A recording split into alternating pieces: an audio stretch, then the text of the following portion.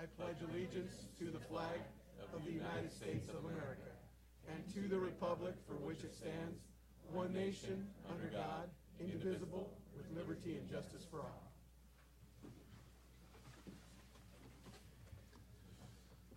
So first of all, welcome all the guests. This is a big group. It's probably one of the biggest groups we've had in a long time. So thank you for being here. I know a lot of you are here for the recognition of state athletes, so we're going to hopefully get you on your way as soon as possible. But you can stay. I meant on your way to go watch Facebook Live, because I know you want to watch the meeting. So I'll take a motion to approve the agenda or make any modifications. I'd like to make a modification to the agenda. I'd like to have item B2 and B1 vice versa.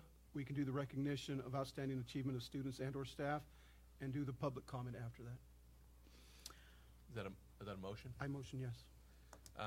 So there's been a motion to change item B1 to item B2 and item B2 to item B1. Second.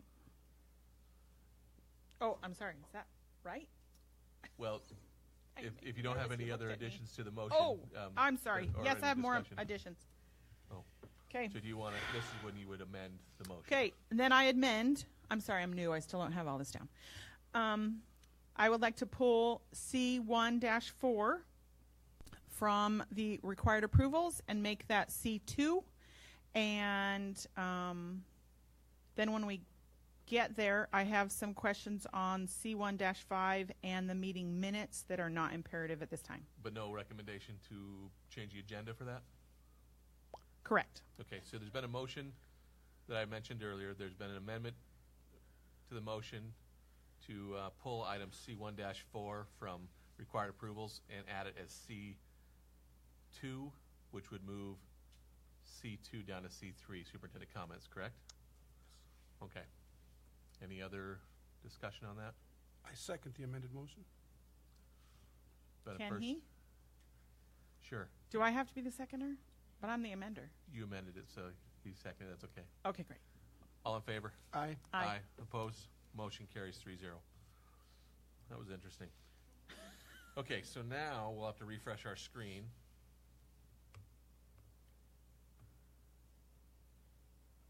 If it's ready. Talia, did you already make the changes? Yeah.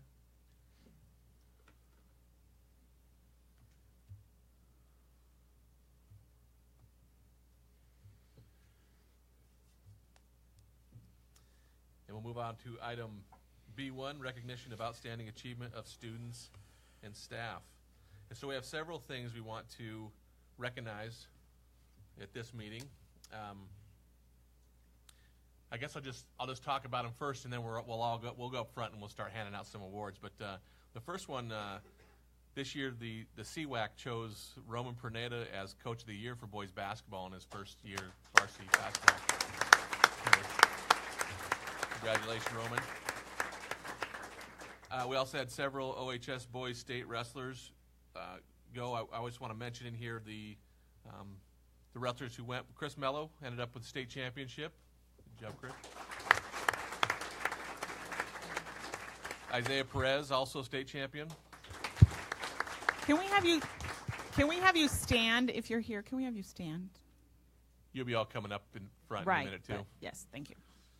And Arturo Solorio, state participant. Let's clap. Can we clap after? We'll move to this. Okay, thanks. Juan Martinez, state participant. Easton Roylance, state participant. Bernie Garza Jr., state participant. DJ Guzman, 5th place. And Elijah Roylance, state alternate.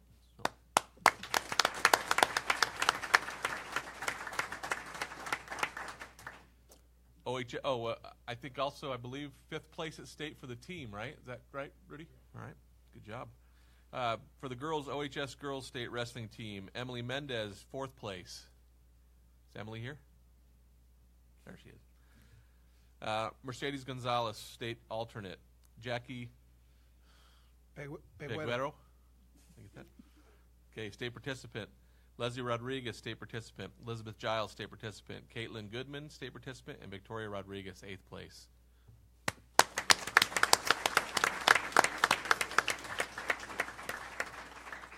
And then we have the OHS Unified Basketball Team, who I believe got 5th place at state. Is that correct? All right. And the team here, hopefully, all of them, Josh Lemke, Natasha Montejano, Candice Montejano, Parker Giles, Dusty Carlson, Micaiah Hollenbeck, Hunter Sparks, Juan Suarez, and Josue Medina.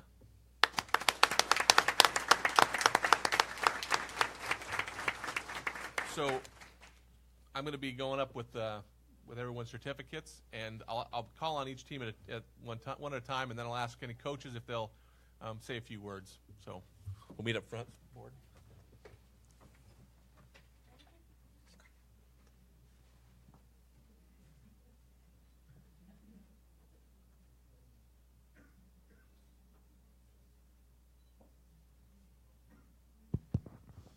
So we'll start with Roman. Roman, come on up.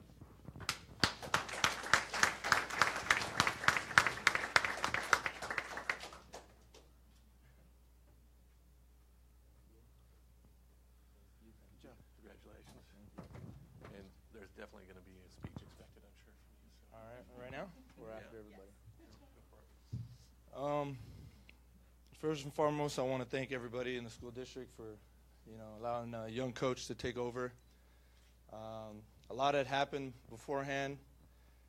We talked about this during our banquet. I promise I won't cry this time, but I was playing overseas for about 3 years, and something in my heart had told me I wanted to start teaching. And I started going back to school while I was in my last team. And then all of a sudden, the coaching job had opened up here in Othello. And it was kind of all just happening all at once. And it's kind of just all in God's plan to give me the opportunity to coach all these kids that are just a great group of kids. And I just enjoyed this last year. And I just hope they can continue it on from the seniors that set a good example for the years to come. We're very young next year. We lost 10 seniors, so I'm proud of them, and I'm glad that I got to coach the group of kids that I did this year, and just hopefully we can do it again and just keep growing from there. And just want to thank everybody.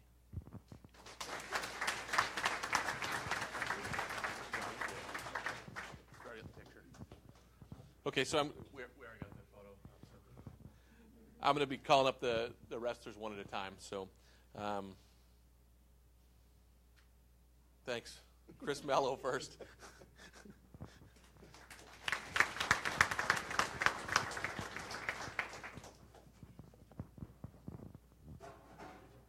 job, Chris. Here, maybe this. You can get a picture over here.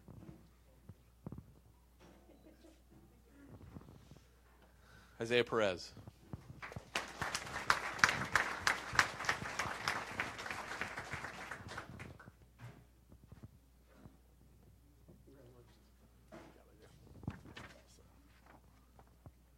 Already got it? All right. Arturo Solorio. No? Okay. Juan Martinez.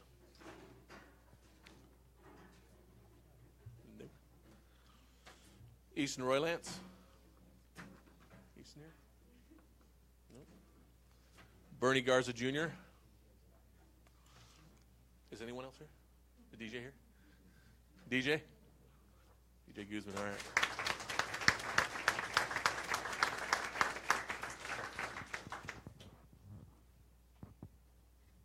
Congratulations. Good job, DJ.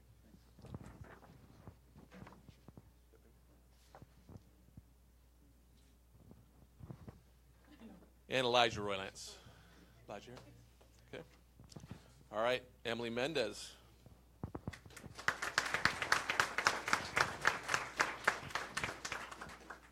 Rudy, I forgot you. I'll let you guys both give a talk about your teams after. Congratulations.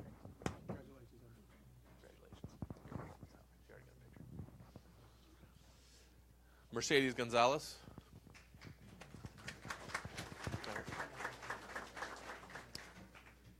Jackie Peguero.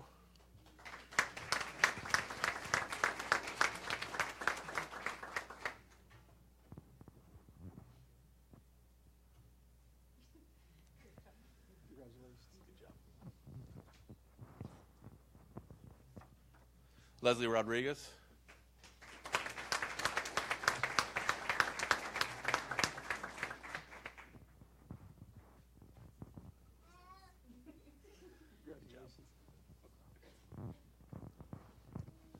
Elizabeth Giles.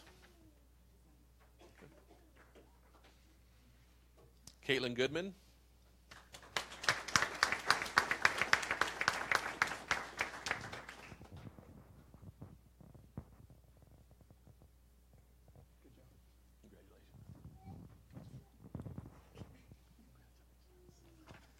Victoria Rodriguez.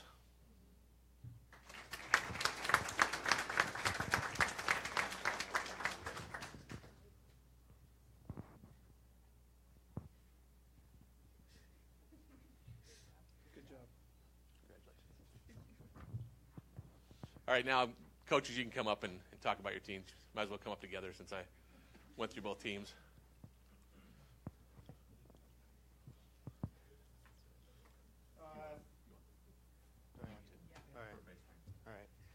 So first of all, congrats to the boys. We got 8 boys to the state tournament, which is impressive. They took second in league, second in district, and placing top 5 in the state tournament's really impressive.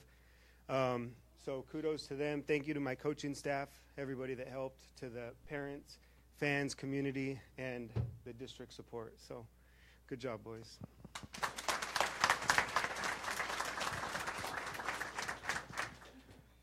Again, congratulations to the girls. The girls, wrestled pretty tough all season long. They placed first in every single tournament, for the exception of the state tournament, obviously. They finished our 2 seniors will finish their career with a career record of 37-0 in dual meets, which they've never been beaten. We've never been beaten as a team in a dual meets. They're pretty young, talented squad who's still working in the off season to continue to get better. So pretty good season, and we thank the parents, the fans, our coaches, and then of course our community who supported us all through our Facebook page and just cheered us on at the state tournament. So thank you guys as well.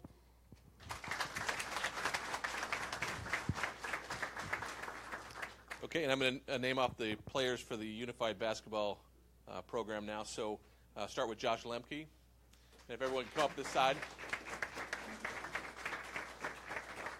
Natasha Montejano.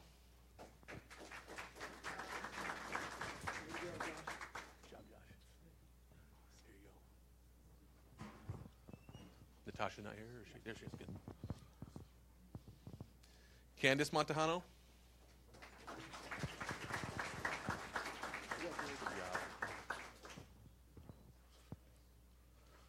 Parker Giles. Parker's not here. Dusty Carlson. Dusty here.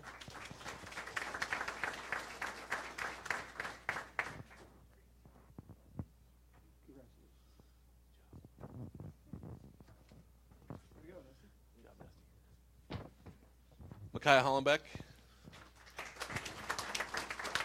Hunter Sparks.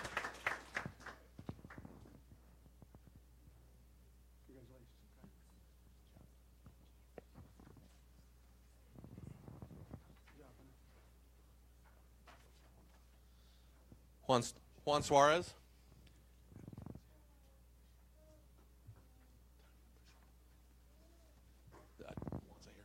And Josue Medina.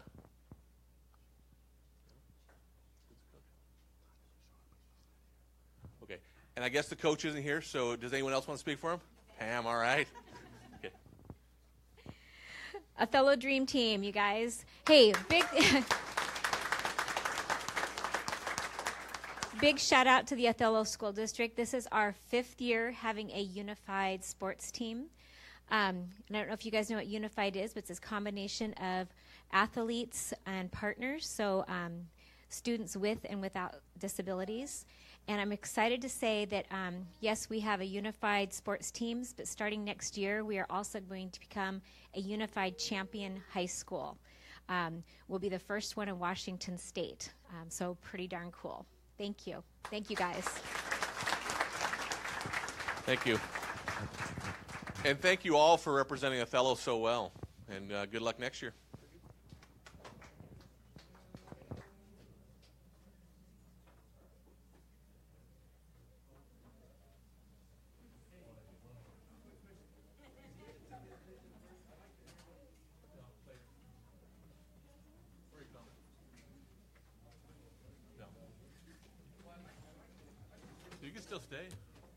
don't have to come if you don't want.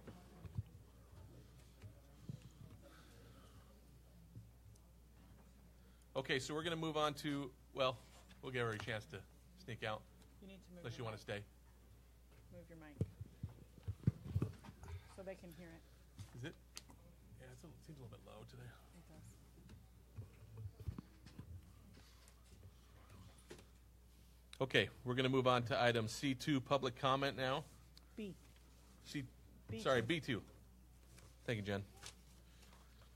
And the first person we have is Stephen Michael. So, Stephen, you can come on up to the mic, and you've got 30 seconds. 30 seconds? 3 minutes. I'm just kidding. Check and make sure that's on, Stephen. I might have shut it off. Just touch the back of it and hold it for just a couple seconds. Now try it. No. Tap it. Tap it. Not that. Tap No, your, right here. With tap the your mic. finger where you would be speaking. this part. In the mouth part. Right here. There we go. There we There go. you're Now? on. You're on. Now. Okay. Okay. I got this thing working, everybody. Oh, you're talking over there, Brace. I just here wanted to comment on the K through 8 I heard about today. I just want to give some information. I think it's a horrible idea to mix the K through 8 with the problems with the junior high. That's where the drug problem starts, in my opinion. And you want to spread that out to the K through 5 that are there now. If it's an issue of overcrowding, that's not going to happen to solve anything either. You're just crowding up other schools at the same time. Some people have said because of lower scores. I believe that if you're lower scores, you're going to have your kids spread out into, say, Wajitas has a lower, I don't know, if Wajitas has a lower scoring, you're going to take those kids and move them over, but you're going to put the other kids from junior high into that lower school. That doesn't make it sense either. I just have a lot of issues with this K through 8. I'm just trying to get some information on what your idea is of it. In my opinion, it's horrible. It's a horrible opinion. It's horrible. I totally disagree with it. Okay. Thank you, Stephen. And I think all these comments, from what I can tell, are for the same thing. So we'll take your comments. There's going to be actually a presentation by Dr. Hurst later on tonight to explain some things to us. So you might have a chance to get some of your questions answered. But I know there's a lot of questions, and we appreciate all your comments. Isar, did you still want us to come speak, or you want to wait? I'd like to wait to see what he has to say. Okay. Next person is Robert Pernetta.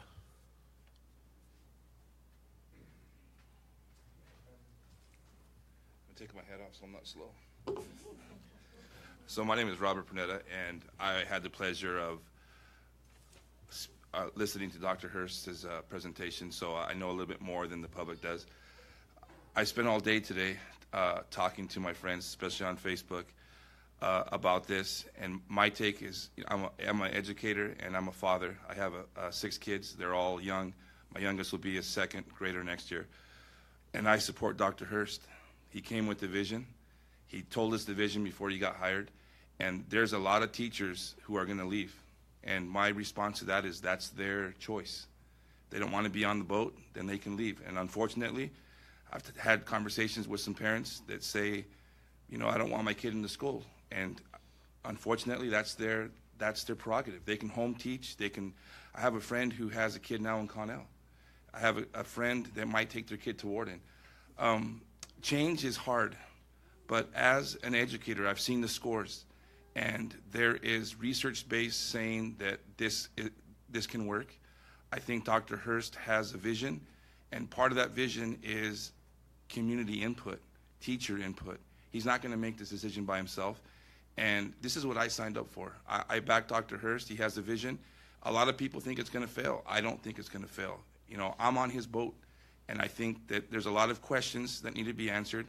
There's going to be teachers that are going to leave, unfortunately. There's going to be families that don't agree, but I've been in Othello all my life, and something needs to change. What we're doing is not working, and if this is going to help us, then let's do it and let's support them.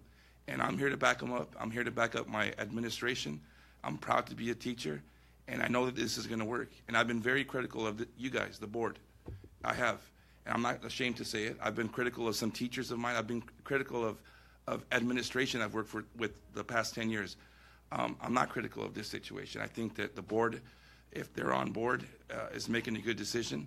Any decision is going to not be easy. I'd never want to be a board member. I had a guy tell me that he wants to be on the board so that he can vote this down. I said, hey, you can do that too. But I tell him what Tony Ashton tells me. Here's the keys. You want it? Here it is. It's hard. I don't want your job. I would never take any administration job, but I'm thankful for the board supporting it, and I support this action. And I'm on the squad. So Dr. Hurst, thank you. I appreciate your vision. And what's the worst case scenario? It's going to fail, and we're going to be in the same situation we are right now. In my opinion, there's no way but up. And so I applaud you, and whatever you need, I'm here for you as a parent and as an educator. Thank you. Thank you, Robert. Next is Chief Phil Shank.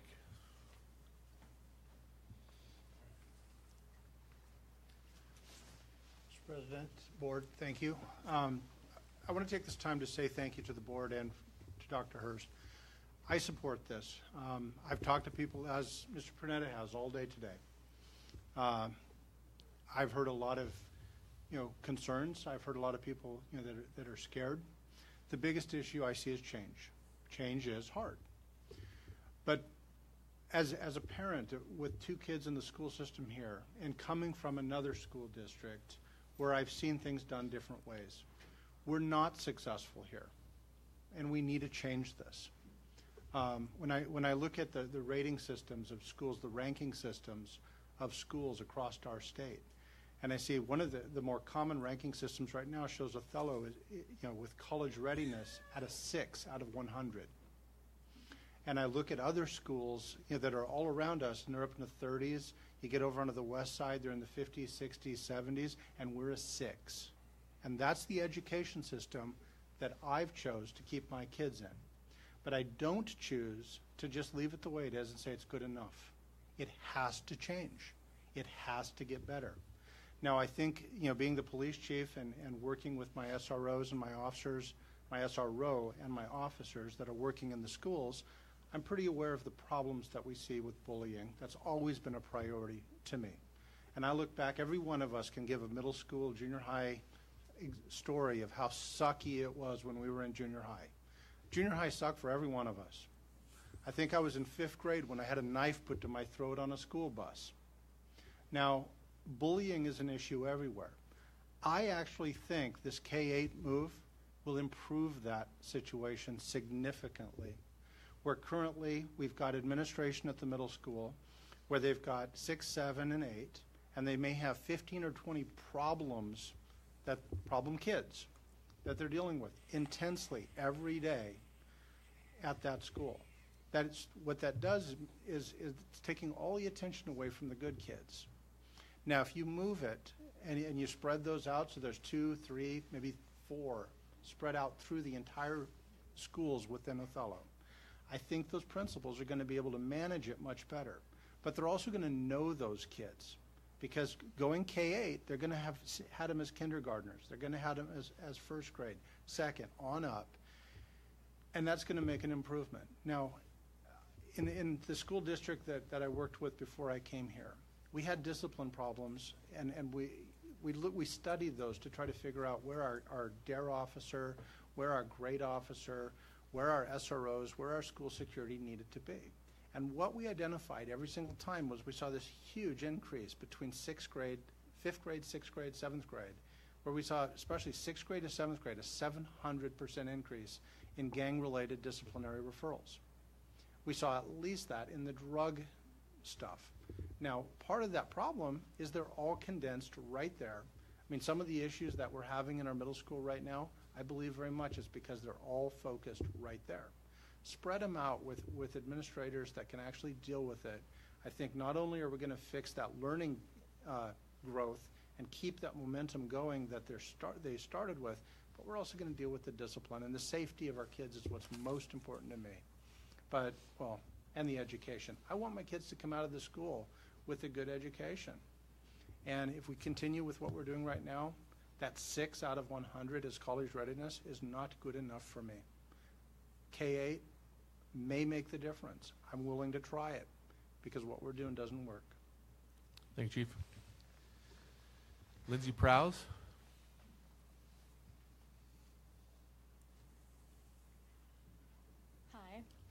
Hi. Real quickly, I just wanted to say, you know, as a parent with kids in this district, I've been doing some research about this. It sounds like a great move. I know personally Dr. Hurst and a lot of people in the administration who I greatly admire and deeply respect, and I trust their judgment. And I'm on board, as well as Robert, with Dr. Hurst's vision. And honestly, if he thinks it's what our district needs, I think it's a great idea. And to people who are out there, you know, struggling, I encourage everybody to have an open mind and to do some research and, you know, get on board together, because at the end of the day, we all have the same goal, right? Like, we see a failing middle school and we understand we need to do something different. We're overcrowded, and so we all are trying to do the best thing for our kids. So, thanks. Thank you. So that was all the public comment that was requested, unless Cesaro changed his mind. Okay, come on up, Cesaro. So do I get a little extra time? 50 seconds. My name's Cesaro Perneda, and I understand there's a vision. Like I spoke to you a little bit beforehand, 38 years. We've seen the move. They've gone from 1st to 4th, 1st to 5th, then back. What I wanted you to understand, you guys keep going back to the numbers. To the chief, it's hard. Othello's special, like I told you. The reason why we're special is because we are an immigrant-driven community. People show up, the scores are not there because the kids are here, then they're gone somewhere else. If you had a different way of scoring the kids, and we can't do that because we can't segregate them and we can't do anything, but if you were to take the kids, it's a lot higher than 6%.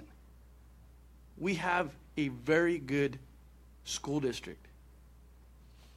Our situation is special. Our teachers are some of the best. To hear Robert say that we're going to lose teachers and community members, hey, well, wait a minute. We have to find a different way to do this. At the end of the day, we have to take care of our kids. If we need to find a different way to teach them, in the last 10 years, I worked for the school district. I've seen more people get put in the front office in administration than actual teachers get put out to help other teachers teach. We have taken the best teachers that we've had and we put them in administration. Now they sit behind the walls instead of being out there with our kids. It's not fair. Now you're telling me, after that, now you want to take the best teachers that we got, put them in administration to try to come up with something to teach these other kids. Now you want to move kids and put them K through 9. Like I said, I come home, the first thing I ask my kid is, how was your day? Bullying has always been there. I don't want to have my kid come home and say, Dad, I seen drugs. A second grader or my third-year grade student come home and tell me, Dad, I seen this. Like I told you, not too long ago, we were students and we got away with a lot of things that teachers didn't see. I don't want my kids in that predicament. I don't want my kids to get not bullied, but see something that they're not supposed to. Back to what the chief said. Spread them out. Get to know who those kids are. We worked hard, really hard at Lutakaga for the dual language. I am so proud of that program. So proud. But we have a hard time finding teachers just for Lutakaga. Does that mean we lose that program? Or do we try to implement that in the rest of the school district? So these kids that have already been in that program, so now what? What do we do there? It goes away? Their hard work? What are we doing there? There's so many more things that we need to look at when you talk about taking 6, K through and 8, and putting them all together. A lot of programs that were put in place before you showed up will be affected. How do we deal with that? Going back, how do we protect our kids? You get to know all your students. You get to know the problem. We can't deal with what we have now. So what does that mean? Extra vice principals in every school? How do we protect them? Spread out. He said spread out the bad kids. So you're basically spreading it out so that it can be on all schools. It's not right that it's in the middle school, but at least we have the problem there and we can try to correct it there, not in all the different areas. That's my point of view. Thank you. So, obviously, there's a lot of questions that, as board members, we don't know the answers. None of us up here are K through 8 experts, I don't think, right? Is anyone here K through 8 expert? I'm not. We're going to be learning with the community, with the staff, as Dr. Hurst gives us data. I mean, I'm going to expect data. I want to see why it's better. Obviously, his vision is it's better. I want to know why. It's a long process, I think, of learning, and I hope everyone gives that the opportunity to learn about the benefits. Bring your concerns just like this so we can talk about that. We're not going to have all the answers tonight. I hope we have answers as we go along for the questions that get asked. I'm sure we will. I'm going to expect that we get some of these things answered. Some of it's going to be personal opinion, right? That it doesn't matter how much data you show. That if that's your opinion, that's your opinion, and that's got to be respected as well. But in the end, there's only one thing that we care about in this district. Number one is that's our students and making sure that our students have the best chance to be successful in life. I just want to squash the thing about it being payback for not passing the bond. I don't know how this would be payback, to be honest with you. This doesn't solve any of our issues with overcrowding. We still have the same amount of students and the same size buildings. I think everyone understands that. That was never something. I don't think that was an intent. And I think it was mentioned earlier before the board meeting started that this is something that Dr. Hurst has talked about in his overall vision for a while. It feels to some people, I think, that it just got sprung up. But I definitely believe those conversations have happened. And a couple board meetings ago, Tony had mentioned kind of to the board, his feeling was that we hired Dr. Hurst for a reason and for his vision and for his ability to lead. And if that is if he feels that a certain configuration of schools is the best way to educate our students, then as a board, we are not educational experts, all right? We want to make sure that our community and staff is involved in decisions, and that's what we hold our superintendent accountable to. If he thinks it's the best choice, okay, now the process has started. Now there's going to be a lot of input from community and staff, and we expect that as a board. And we're going to have a lot of questions, I'll guarantee it. Your 3 minutes is up, Stephen. If you have a quick question, go ahead. I just don't want to get into where everyone starts asking questions because we do have a meeting we got to get to. Right. So when is this going to be voted on and implemented? And it kind of already sounds like it already happened the way you're just speaking right now. So if he says, this is what I want, you just kind of spoke for everybody else. That's what it's going to be. I'm sorry you heard it that way. I mean, the process is starting now, but Dr. Hurst is going to share with us because we didn't hear the presentations that were done at the school today. He's going to be sharing with us a summary of what was shared at the schools. And so just keep that in mind. If you can stick around and hear that, hopefully then you'll get some of your questions answered as well. You're way over, Izaro. But I have one more. I have one more request that I'll honor. Jessica was actually the first person here. I think she got here right after me today.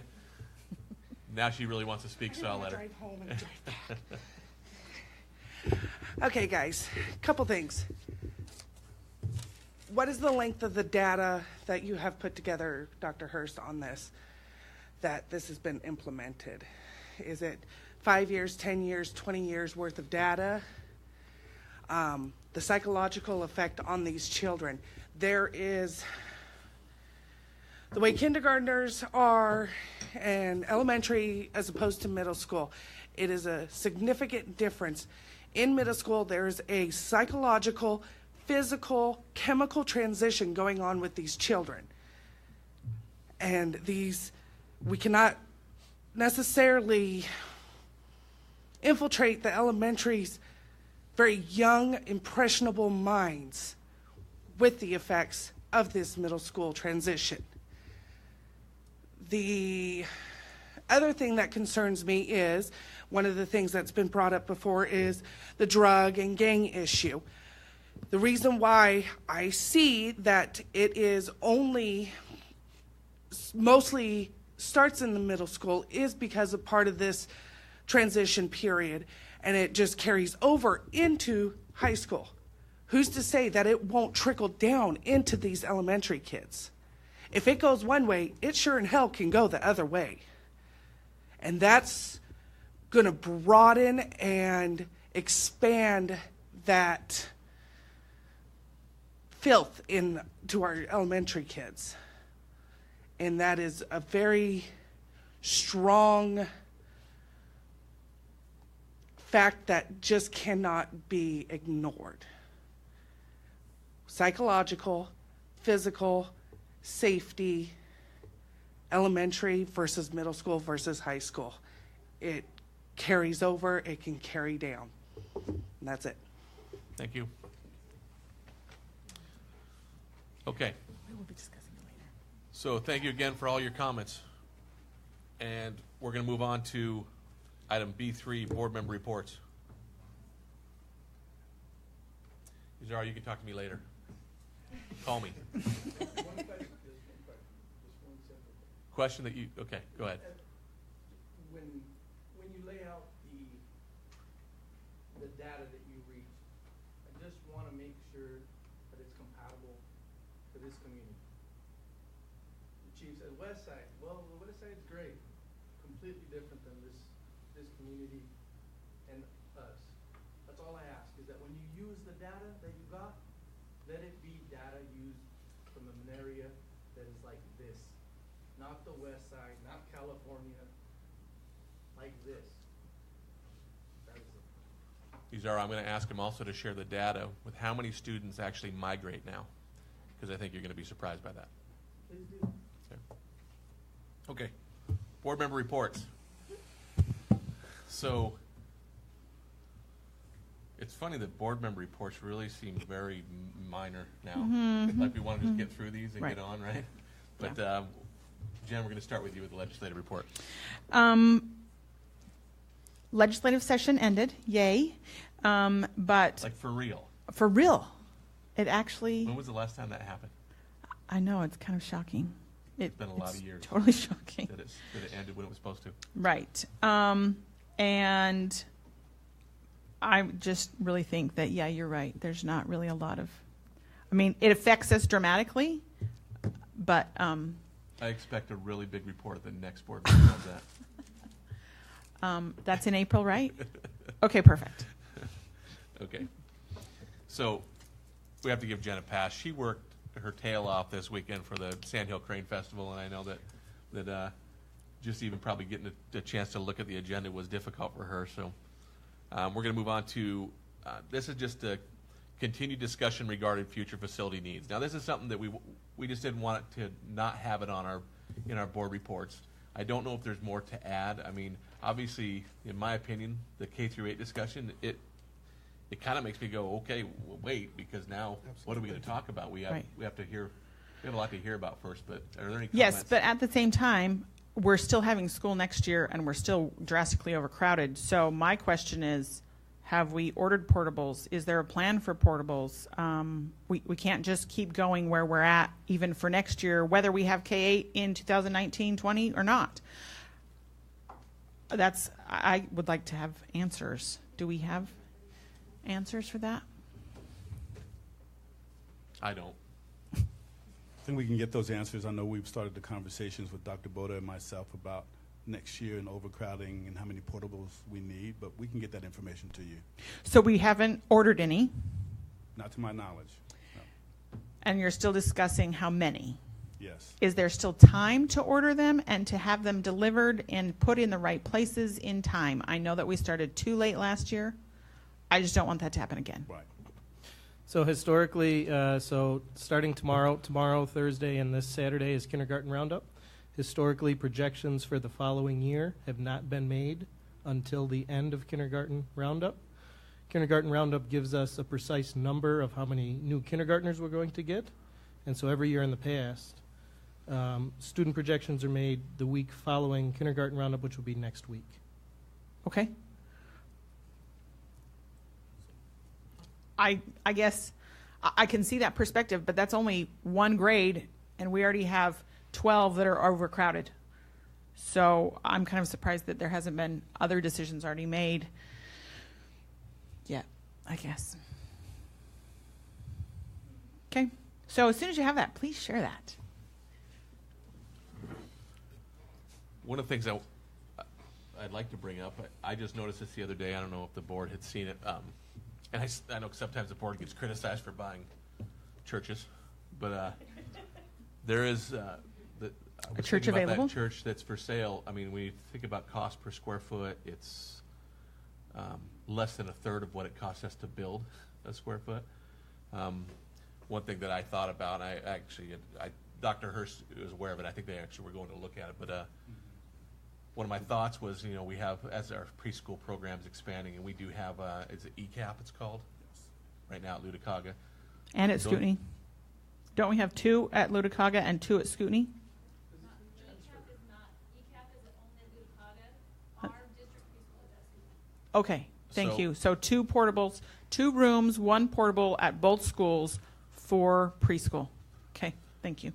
So then if that could be a viable alternative for maybe a place for preschool, I don't know, but I think that we as a board, because we have to approve purchases like that, when you think about a capital project purchase of that cost compared to cost to build, it's something that I think we should think about. I know that the district already is. I don't know if you have anything that you can report on that or if it's too early in it. Yeah, we don't have it. Okay. So that would free up portables that might be needed, like you're talking about at the elementary level. So At some of them, yes. So is that something that the district is, have you looked at it and you've started that process, or should you be able to share out with us maybe next meeting? Is that? We'll do that next meeting. Yeah, okay, great. If there's no more discussion about that, we'll move on to, we just never quite ended that discussion about the term for the student reps, so we just want to nail that down so that administration knows where we're going with that. We talked about, and I hope I get the dates right, Talia, just feel free to throw something at me if I'm getting it wrong. By the end of April, we should have made a decision, because it's first 3 weeks of April that we'd be doing. 3 weeks of May. So April 1st to April 17th will be Getting applications. and interviews will be April 23rd. 23rd. So I think at one point it was talked about May possibly having the new person, or maybe June the new person is seated. So does the board want to come up with a date? When are you planning on doing Project Bridges? Do you have a date? Sometime in May or the end of April. We haven't really decided because it was hard to get with all the state activities and stuff. So we're still trying to figure out, I believe. Me and Caden haven't really clicked on that. I think that we should do May, just so they can get a couple board meetings in before they jump into the next year, That's just what I think. And if we have that decision already or if we have the person already chosen, they could attend Project Bridges, and that would be great, because they could see things from a different perspective than I'm just attending, since And it that's doesn't a mean that the culmination senior thing. no longer can do Project Bridges either. So what does the board think about that? Essentially make it a 1-year term from what date to what date? I just think that the incoming junior is going to have a little longer tenure. I don't know if the May portion of it will be official, since in the past they've begun with the school year at the end of August or the first September meeting. The incoming junior is just going to have the benefit of few extra meetings. It's really just saying when that junior student rep begins their term, right? Yeah. Is May 1st what I'm hearing that the board thinks would be a good date? I think so. Okay. May 1st it is. All right.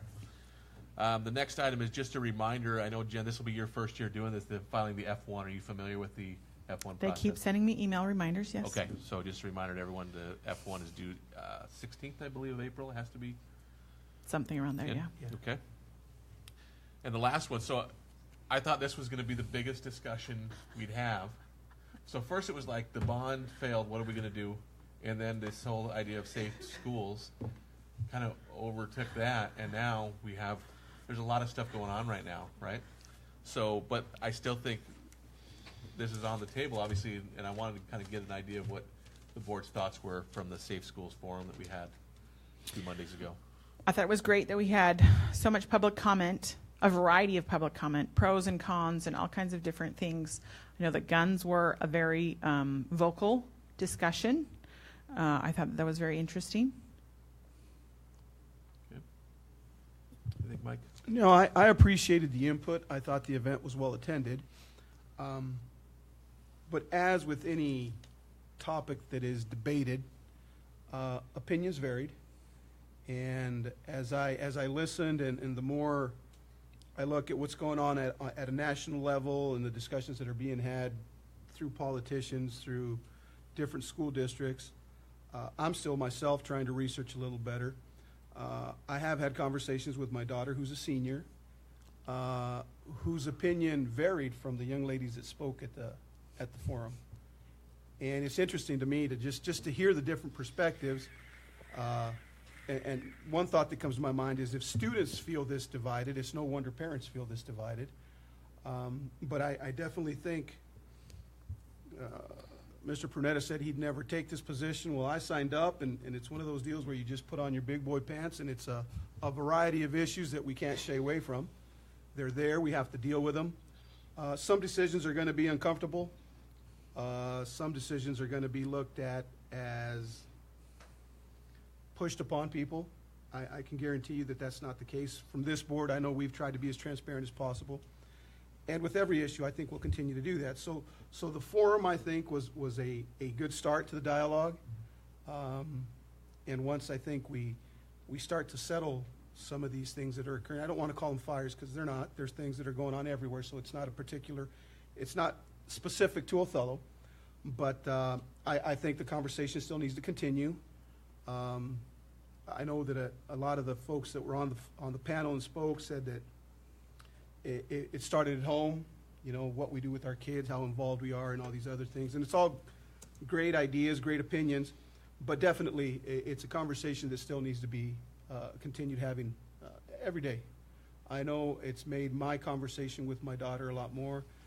My son, who will graduate in June with a criminal justice degree, wants to be in law enforcement. I'm like, are you sure this is what you want to get into and all this other stuff? But it's opened the dialogue even more so to where I'm trying to learn, to research as much as I can to make the right decisions for Othello. Because at the end of the day, the safety of our kids, the opportunities to leave Othello with the ability to be productive, to compete globally, and all these other things that we're trying to do, which is part of the renewed vision, the changes that are going to come with it. I've heard Dr. Hurst's presentation on the cylinder, and even today's occurrence fits within that. So it's not like it's, boom, there it is. It was just snapped a finger and, oh, this is what we need to do. It encompasses it in his vision. But going back to the forum, the discussion is just started, I believe. But there's, we need to do something about it. Something that hit me that night was, although incorrect in my opinion, we're voting for a $12 million sports complex, which we weren't, and we didn't want to invest $150,000 for 3 armed security guards or something to that effect. I don't recall the exact verbiage. That planted a seed in my mind. There's things that we can do, and again, the conversation just needs to continue to happen. What do you think, Isabel? What do you think of the forum? Oh, I thought it died, but it didn't. I thought it was really good. I do think lack of student involvement was, it was for the kids, and I think partially on mine and Caden's part, we didn't really voice, that students could show up, so I think that's why a lot of them didn't. So maybe if we do a next one, have more students there, so maybe they can voice their opinions or better understand what's actually going on instead of, just, yeah. Okay. Or maybe have a forum specifically for students or in a school setting kind of a thing or something. Maybe do like a big assembly at the high school and the middle school. And Desert Oasis, of course. Yes. Right. I don't know if kindergarten, like the Elementaries. Maybe they would. Maybe they wouldn't. Right, right. I think that there was a lot of great information shared by the police department and things, knowing there was a lot of stuff that I didn't realize, like that they all have master keys to every room and all of those kinds of things. So there was, I think that there's a lot more background security and safety things happening than most of us realize. Is it truly enough? But still, there's so much training and things that our children are very well thought of. So I don't think I have anything to add. I think that everything you stated I agree with. And what I just felt like is I didn't want to come away from that and just say, yeah, let's keep talking about it. I felt inclined to draft a policy, and we're going to get to that later in policy review. And one thing I tried to be careful with is I didn't want a policy that mandated that the district did anything, but really just put it on the superintendent and his staff to look at, to not rule out any option. I think when it comes to safety of our children, nothing can be ruled out. So that's, I guess, my opinion. You'll see. So you wrote that policy? Yeah. I was curious. Thank you. Okay. So if there are no other board member reports, it's maybe some things I'm missing, we will move on. All right. It's all you, Isabel. I don't really have too much to report on within our school. Leadership has been doing a lot. We're planning a dance. I believe it's on May 11th. I'll have to double check the date. And leadership is doing community service. This week they went out to a guy's yard and was helping him with lawn stuff, so that was cool. My lawn needs that too. You can show up at my house. I did have a question for Dr. Hirsch, though. Could you clarify the interaction between kindergartners and 8th graders, and because as I've heard, they don't really have too much interaction, do they? Or like they're not going to be, 8th grader's not going to be in class with a kindergartner, obviously. In the K-8 model is what you're referring to. Yes. Yeah. Because I think that was a concern for a lot of people. Okay. So just a shout out. I heard you hit a home run this weekend. Yeah. Nice It was job. lit. It was pretty awesome. All right. So we'll move on to item. I have to. Yeah, I have Our to. C2 and 1 didn't change out there. There it is. I have to refresh mine Okay. again. I think that he will be addressing that when he addresses the whole okay. plan. Yeah. He just sorry. Yeah, he'll talk I don't. about it. I don't Sorry. think that. Sorry. I was like, Thanks, Jen. I didn't mean to completely ignore you. He was just so excited about your home run. That was what mattered. Squirrel. All right. So item C1, required approvals. I will entertain a motion to approve. I have a question before we actually approve all those. All right. On the minutes, can we go into minutes? Down under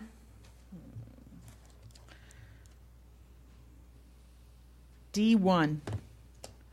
And if the rest of the board will help me to remember, I thought that we failed the first one and that we did not accept the document. I thought that's what we had decided to do, that we were not going to accept the document. We wanted it resubmitted because it didn't have enough clarity for us. Good catch. I would also say that, so I don't do a very good job going over the minutes, as I really rely on the video. But if we're so vague that we just say motion to accept monitoring response documents without saying what documents are being accepted, it's hard for us to go back and then know that. But yeah, we definitely decided that we were not going to accept one of the documents. Is that what the decision was? That we? That's what I thought. So We were going to get dates of when we thought stuff was going to be in compliance. So I think there needs to be some verbiage then that ends 3 monitoring response document, or monitoring report, sorry. Hang on. These are monitoring response documents that she's talking about here, not monitoring reports. Correct. We did not accept the report. You're right. You're right. We didn't accept the report. But it's hard to tell because it doesn't say what documents we were accepting. And there's nothing in there saying that we did not accept the report either. That should be in there. Correct. There should be some verbiage saying we didn't accept EL3 monitoring report. And that we wanted it However that resubmitted. was. So if we're going to accept that or approve this, then there needs to be that change in verbiage, right? Yes. Did So you I guess capture we're not that, accepting Elliot? this then? Well, we can with a request to change the verbiage. Okay. That's okay to do that rather Okay. than have it wait All right. until next meeting. Okay. And then my other question before we accept the required approvals is C1-5. I think. Oh, it might be a different number. C1-4. Oh, yeah, all those numbers changed. That's right, because we did some. Big Bend Community College Early Childhood Education Program. Oh, my goodness, that's really long. Cooperative agreement. Are those typically 5 years? I'm sorry, I have to ask you. Are those typically 5 years that we approve those for? Sandra, can you speak to the number of years, please? The last agreement was a 5-year agreement. With the other college? With Big Bend previously. Oh, I see. So we, like in the last 2 months, we approved another agreement on like student teaching with. Right. How long was that agreement for? That one was a 2-year agreement, so it varies by university. So it's just whatever they send to us. And I know that this says we can revoke it within 30-day notice or something? Yes, we can. Okay. That seemed really long. So that was, okay. I don't really have a problem with that since it has the revoke. That seemed, okay. All right, I'm sure the board is aware, but there's some DOPs that are being recommended for removal because of redundancy and shows compliance with the L19. Okay, so there is no motion, but we'll take a motion with the mention of the verbiage. Jen, if you want to do that. Do I have to say all the verbiage? I make a motion that we accept the required approvals with the exception of some minor changes to the minutes for the special board meeting. Previously discussed. Previously discussed. Perfect. Second. There's been a motion by Director Stevenson to approve with the recommended changes. Second by Director Garza. Any further discussion? All in favor? Aye. Aye. Aye. Opposed? Motion carries 3-0. I'll move on to item C2. That was a request to be pulled. It was a late addition to required approvals. I felt it was appropriate to pull it so it could be explained by Dr. Hurst and his staff what that was about. So I'm going to turn it over to Dr. Bodo so he can explain UHC, what's going on with that.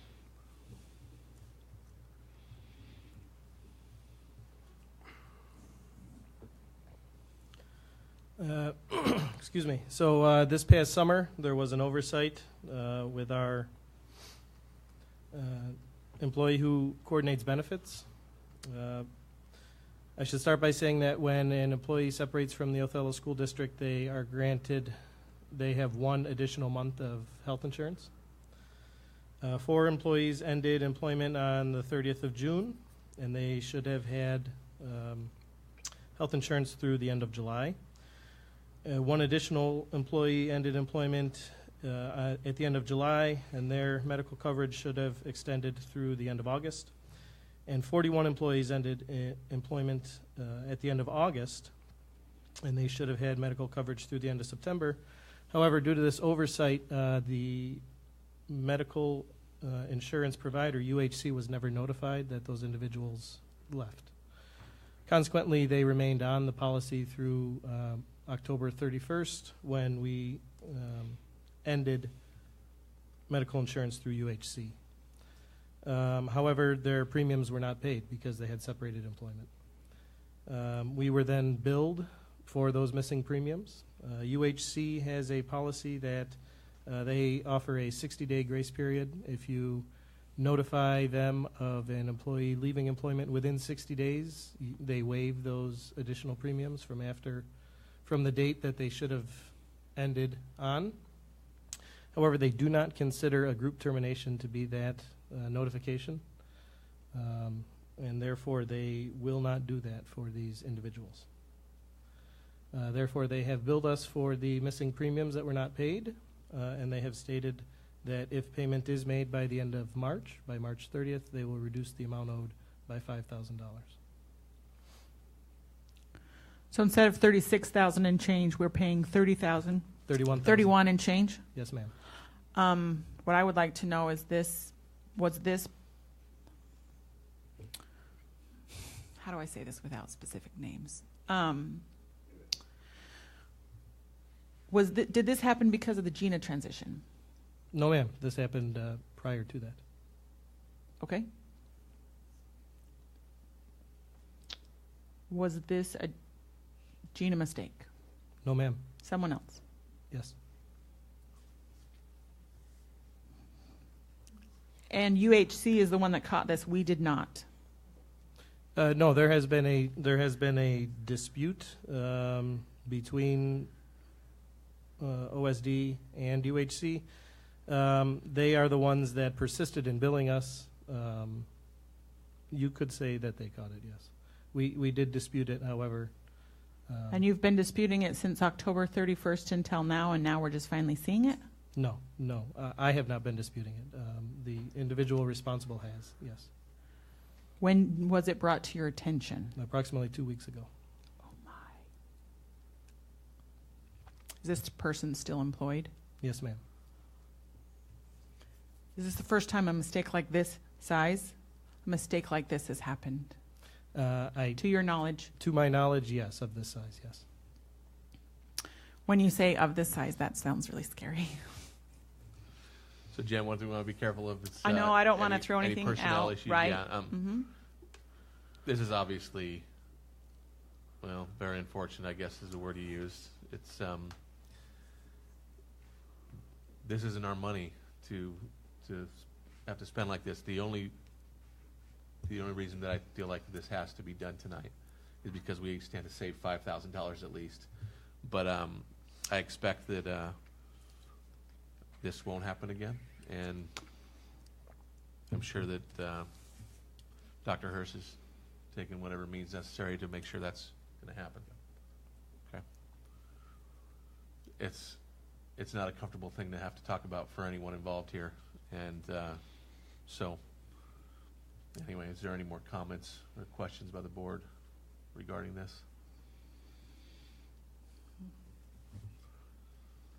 With that, I'll accept a motion to approve that payment. So moved. And a motion by Director Garza to approve the premium payment to UHC. I second only because we'll save $5,000. And a second by Director Stevenson. Any further discussion? All in favor? Aye. Aye. Opposed? Motion carries 3-0. Now we'll move on to superintendent comments. As usual, the superintendent puts items in this for the board to look at, ask questions if they need to. But I felt it's probably appropriate for Dr. Hurst to give a presentation on part of this for us as well as our audience. So, and then we'll ask the other questions after, I think. Yeah. Okay. If the board's okay with that, then that's what we'll do. All right. So, Dr. Hurst. So if the board would just allow me some flexibility and time to go over the presentation in detail.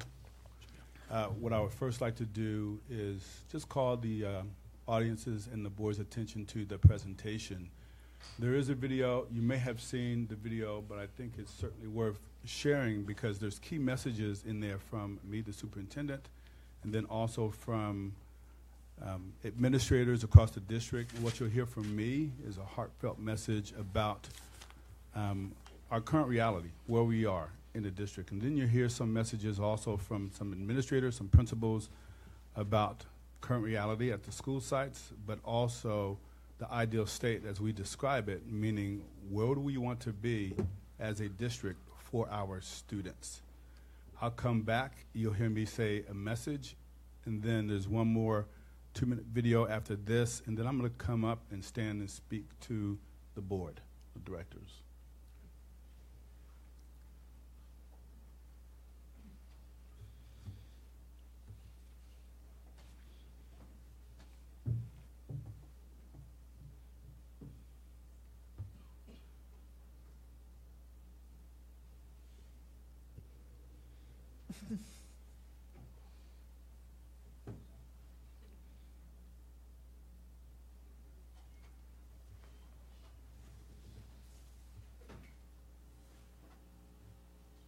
I've been here for 2 years now as your superintendent. We've been able to work together, collaborate together. We've established an instructional vision. We've established priorities in mathematics, in English language arts, teacher clarity. I've seen how the staff and teachers pour out their heart and soul, giving their best to our students. I've even been in each school and I've seen measurable progress across the board. All schools are showing progress. But as your superintendent, as I think about all students achieving great success, I have to ask myself the question, we have to ask ourselves the question, is the progress that we're seeing enough?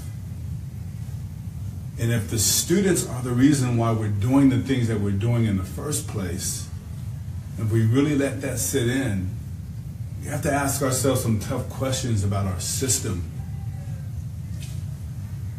Are we doing enough? Are we seeing enough progress? Is it time to do something drastically different? Is it time for us to change? In our Othello School District, we offer preschool currently to 120 students, and we have partnered with the ESD, and they have an ECAP program that services 77 students. Our ultimate goal is to provide all-day, year-round preschool to all preschool-age children in the Othello community. Currently, because of space and funding, we had to cap it at 120 students, and so we give the students an assessment, and based on those assessment scores, we enroll as many children as possible. Next year, we would like to add a couple classrooms, and then that will increase our enrollment possibly to 120 or 150. We also have a program that we started this year called Learn Academy, where we're working with 30 families in each of our cohorts. They come for 7 nights, and they're learning early literacy skills, early math skills, about brain development, different screeners they can give if they have concerns about their children, behavior and discipline. And most importantly, we're just building a partnership with those families, connecting them with resources in our community, so that they can advocate for their children, so they can be a voice for their children, and that they have a connection that if they have questions or concerns, there's somebody in the community at the school district that they can come and get the support that they need. In our preschool this year, we have made a shift instead of so much paper pencil to be more play-based. So students are learning really important skills by having to play with each other and sharing with each other and exploring and experimenting, and still at the same time learning those early kinder readiness skills like their letters and their sounds and their numbers and the skills just necessary to get ready for kindergarten. We've adopted a new curriculum called Wonders that also embeds social emotional learning, science, social studies, so trying to meet the needs of the whole child, not just all academics. And the plan for the future is just to keep expanding that and eventually get to where we can service all of the students in our community to help prepare them for their K-12 experience. So I think our current school system has a lot of really positive pieces in place. The biggest piece, I think, is the people that the system is filled with. I work with some amazing teachers who are committed and passionate, and they work tirelessly to help students succeed and fill the holes that they find and help them to grow and develop as they need to. I love going into the classrooms and seeing the students actively engaged in their learning. When you can walk in and see students talking to each other and sharing ideas and helping to support each other with their learning, and they're actively involved in their learning. I love going into classrooms and seeing that. And I know teachers have worked really hard this year to improve their instruction so that students are able to get more learning from the instruction that's being provided. But I also feel like we have a lot of improvement. For example, last year, 67% of our third graders didn't meet standard on the ESPA, and there are a lot of factors that go into that, but the bottom line is they weren't where they needed to be at the end of the year. So we still have a lot of places where we can grow and we can do a better job of supporting our students. I've also noticed that kind of across the system we have some issues with respect and responsibility and kindness. Schools need to be safe places where students can take risks and try and fail and not be afraid. And if compassion and kindness aren't there, then students aren't able to put their energy into learning where it needs to be. So my ideal school system is really one where the system is designed to support students academically, socially, and emotionally. It's a safe environment, but it's full of excitement and energy around learning. I think students would be busy doing, not sitting and listening, but actively involved in exploring and working together. I think it would be very productive and full of noise and energy, but productive noise and energy, not just noise and energy. I think it would have to be a place where tasks were intentionally designed to be developmentally appropriate for students at their age level and ability level, and be intentionally designed to build students' skill sets. I think students learn how to cooperate and work together and support each other, interact respectfully with everybody. The learning community would be designed to support students through each developmental stage and offer support needed at each stage. The developmental and emotional support needed for a 5-year-old is going to be vastly different than the support needed for a 9-year-old, which is going to be vastly different than the support needed for a 15-year-old. So that we're really being intentional about developmentally, where are these kids? What are they learning academically, socially, and emotionally, and how do we support all of those needs intentionally by design, not by accident? So I'm going to speak a little bit as a parent, and so when I'm home with my kids, I see them creating, I see them imagining, I see them using technology in ways that I never learned how to use technology and being really good at it. And so I envision this place where kids can come and they can practice those skills. They have opportunities to create and innovate, and their ideas are valued and they're shared, and they have opportunities to share.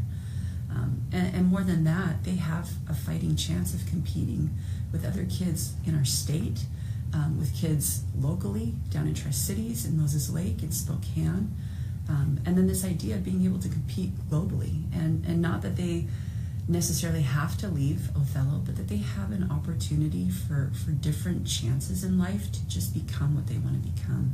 So I guess that's kind of my vision as a parent, but also as a leader, is let's provide these opportunities for kids to do just that. And I think you're absolutely right. I think if we look at society, even 10, 15 years ago, it's completely different than it is now. I can take out my cell phone and I can preheat my oven while I'm sitting in my office, and when I get home, it's already preheated. I can turn on the music from my cell phone. I can turn on my lights. These are all things that we couldn't have even imagined 15, 20 years ago. I couldn't even imagine these things 3 years ago. But now I'm able to do this. Our world is continually evolving.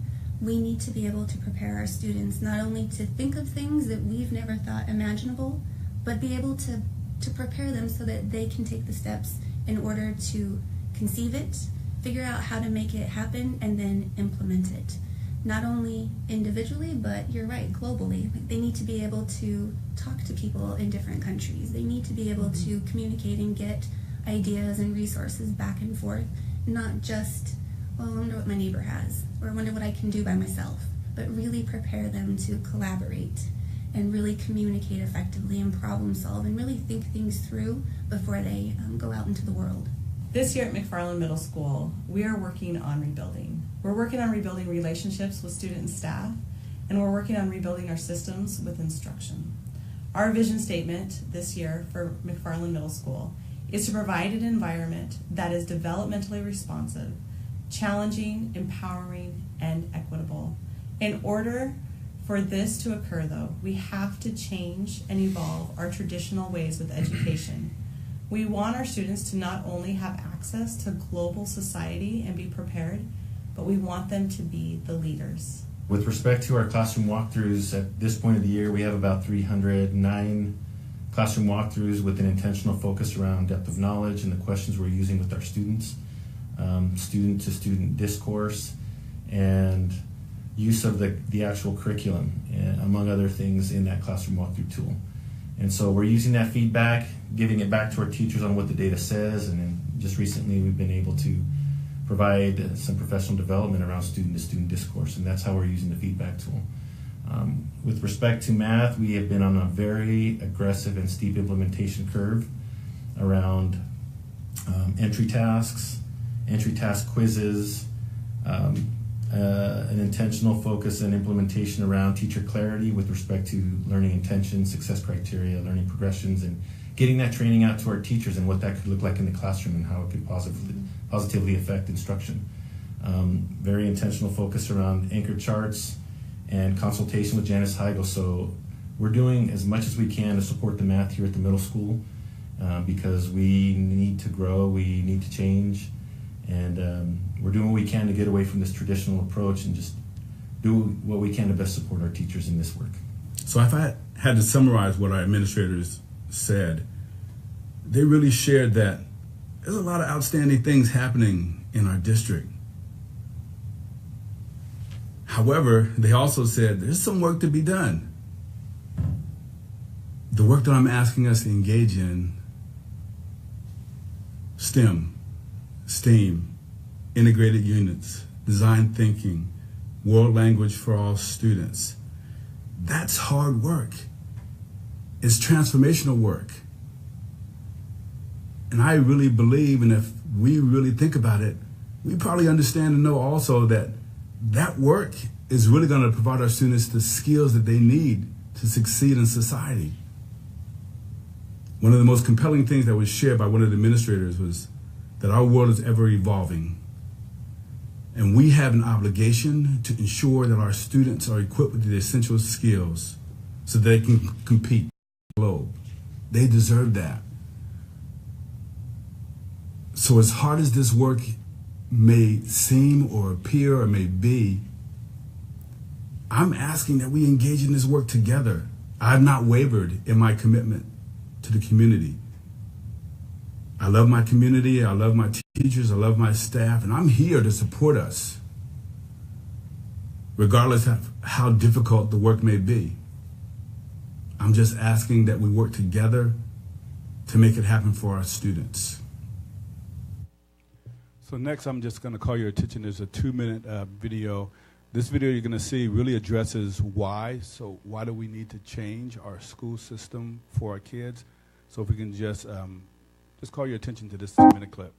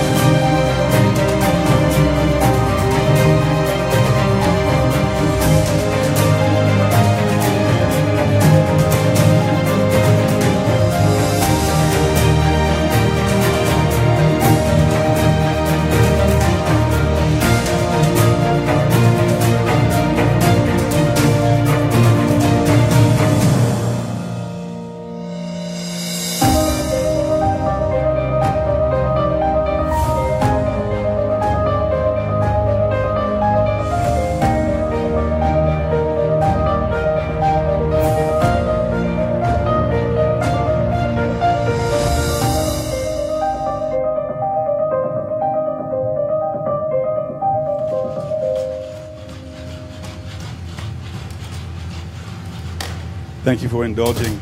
What I want to do, if we could put that up on present mode. So I would first like to share my appreciation to the board for allowing me the opportunity to speak. I want to say I've only been in the community for 2 years. My wife and I moved here, you're right, from California area. And I will say I do agree with you, sir, that Othello is special, which is why we moved here. And I will share with you one of the things that really brought me here. I didn't know anything about the community, but I knew something about the work that was posted in the strategic plan by our board of directors. And one of the things my wife and I said is, this is work that I would like to be involved in. And I want to work with the community and pour myself into the community to make it happen. And they have some very rigorous goals that really resonated with both myself and my wife. So that's a big part of why we're here, and we love the community. And although we've only been here for 2 years, this is our home, and we're committed. And as all of you are sitting out there and you love your kids, even though I've only been here for 2 years, I love them as well.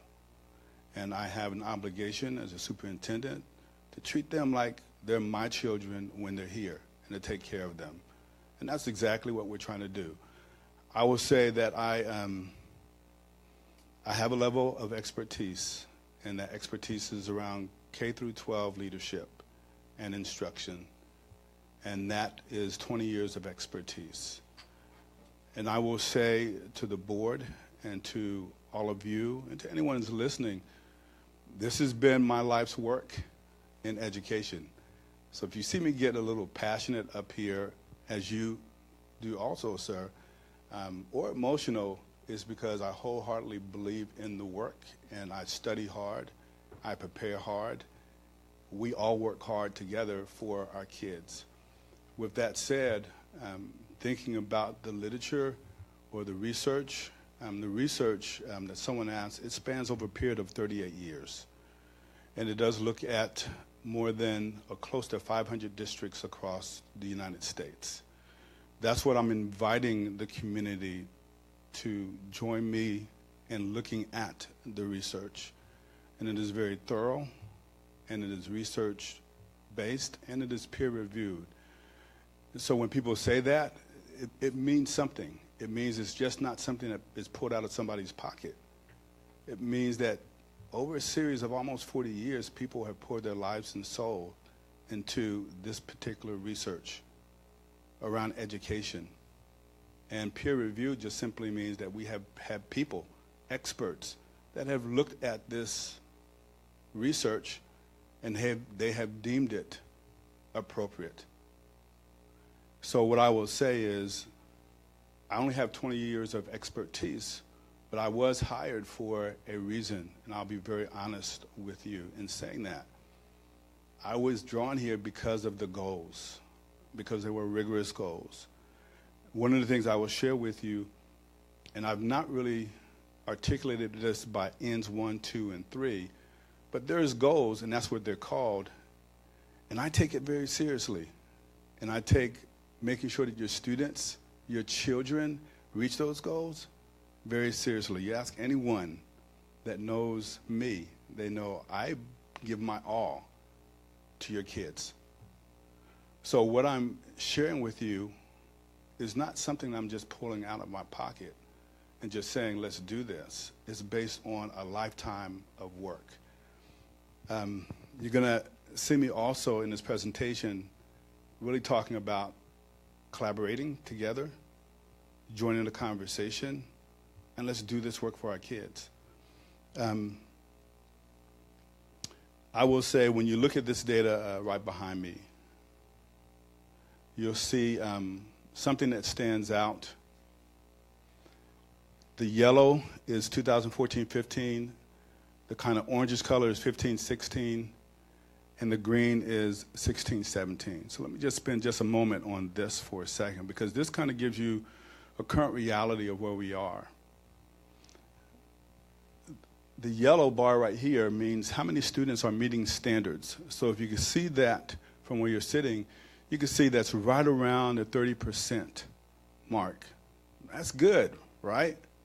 It is. 30% of our students meeting standards. But the other side of that is 70% is not. They're not meeting standards. You can see across the board that we have some gains and some dips.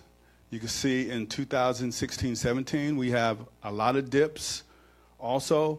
But if you look at the highest bar right here, the 11th grade, and that was in 2015-16 in English language arts, we had about 64% of our students meeting standards. That's outstanding. Great work, and I mean it. Our teachers are great, and they're doing really great work, and our administrators are really great also. But the question I have to ask all of us is that enough? So are we satisfied with our students, especially when we look at some of the other bars? That's our highest bar. You know, more than 50% of our students across the board is not meeting standards. So we saw the videos, we heard their leaders speak, we saw the world of work, the world of our future. That future applies to every single student, no matter where you are. At some point, your kids are going to have to leave high school, and they're going to go to work, and we're going to hope that they have a successful career. It's my job as a superintendent and our leader's job to prepare them to engage in those successful careers. And more, those careers are filled with technology. That is not changing. It's only going to increase. When I talk about our goals, I said there's 3 goals: academic achievement, academic excellence, if you can call it that, and then you have 21st century skills, and I'm going to talk about that in a second. And then you have something that's called personal responsibility. So our students have to be able to achieve those goals.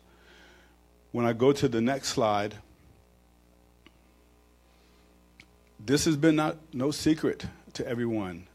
How are we going to achieve those goals? This is the vision I shared when I first got here. It's been very consistent. And I'm going to only talk about a few of them. We want our students to have very specific skills. You want your sons and your daughters to be effective communicators, to be creative, to have curiosity, collaboration. So how do we do that? How do we create an environment where those skills are developed? So some of you may think about your experience in school. You may think of hands-on projects, those sort of things. Well, that's what we're doing. Design thinking, problem-based learning, project-based learning, maker spaces, STEM activities, which is science, technology, engineering, mathematics. This works. It works, and it's working across our country, and the research bears it out. So we want to do what works for our kids. So we've seen these environments, and you probably have seen this also, where you walk into the classroom and students are 100% engaged. No heads on the desk. No behavior problems. Is that possible? Absolutely. If students are walking into the classroom and they're engaged by the instruction that's happening, of course. So when we talk about some issues like behavior problems or attendance problems, one of the things that we're doing in Othello is addressing that through this transformation or this engagement in instruction and engaging instruction. Who wouldn't want to be involved in hands-on material in this type of environment and be engaged? It reduces the attendance problems. It reduces the behavior problems. One of the things you also heard that we're doing is engaging parents more. We want all of our students, our 4-year-olds in preschool, so they come to kindergarten ready. Why would we want them ready? Because we want them to have the skills to engage in kindergarten, in their learning. When we came here, the figure was shared with me, only 20% of our students are ready for kindergarten. So that has a snowball effect. When students are behind, they typically stay behind throughout the entire system. So why wouldn't we want to create a system where every single student comes into kindergarten and they're absolutely ready to engage in the learning? That's what we're doing.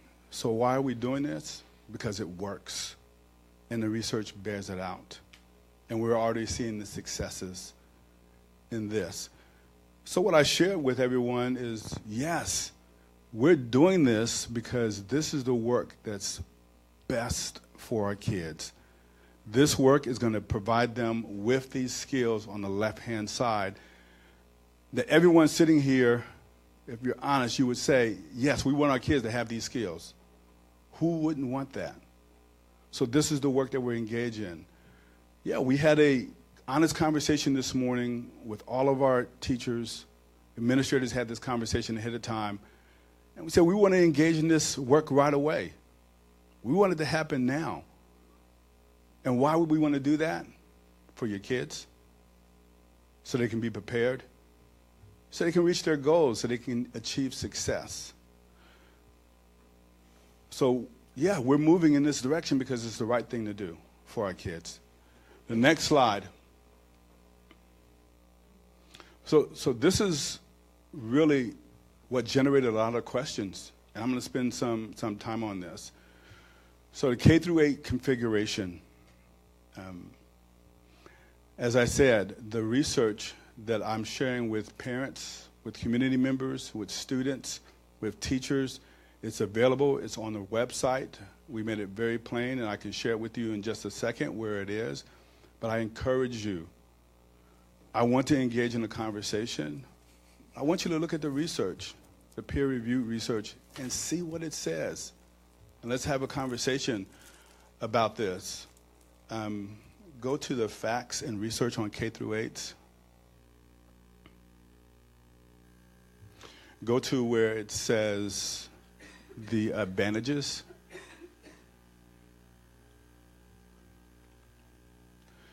So I'm going to talk about some of the advantages. And what we have done is we have created a bank of questions. And there's many questions, there's many challenges. And I share with the administrators and the teachers, this is not easy work, but it is the right work to engage in. Let me talk about the safety issue, because that's one of the biggest things that I've heard around K-8, that we don't want our little kids with the older kids, and we have some maybe bullies in the 6 through 8 environment. What I share with everyone is when you read this research, you will see that there are many ways to construct a K-8, but there's a lot of advantages.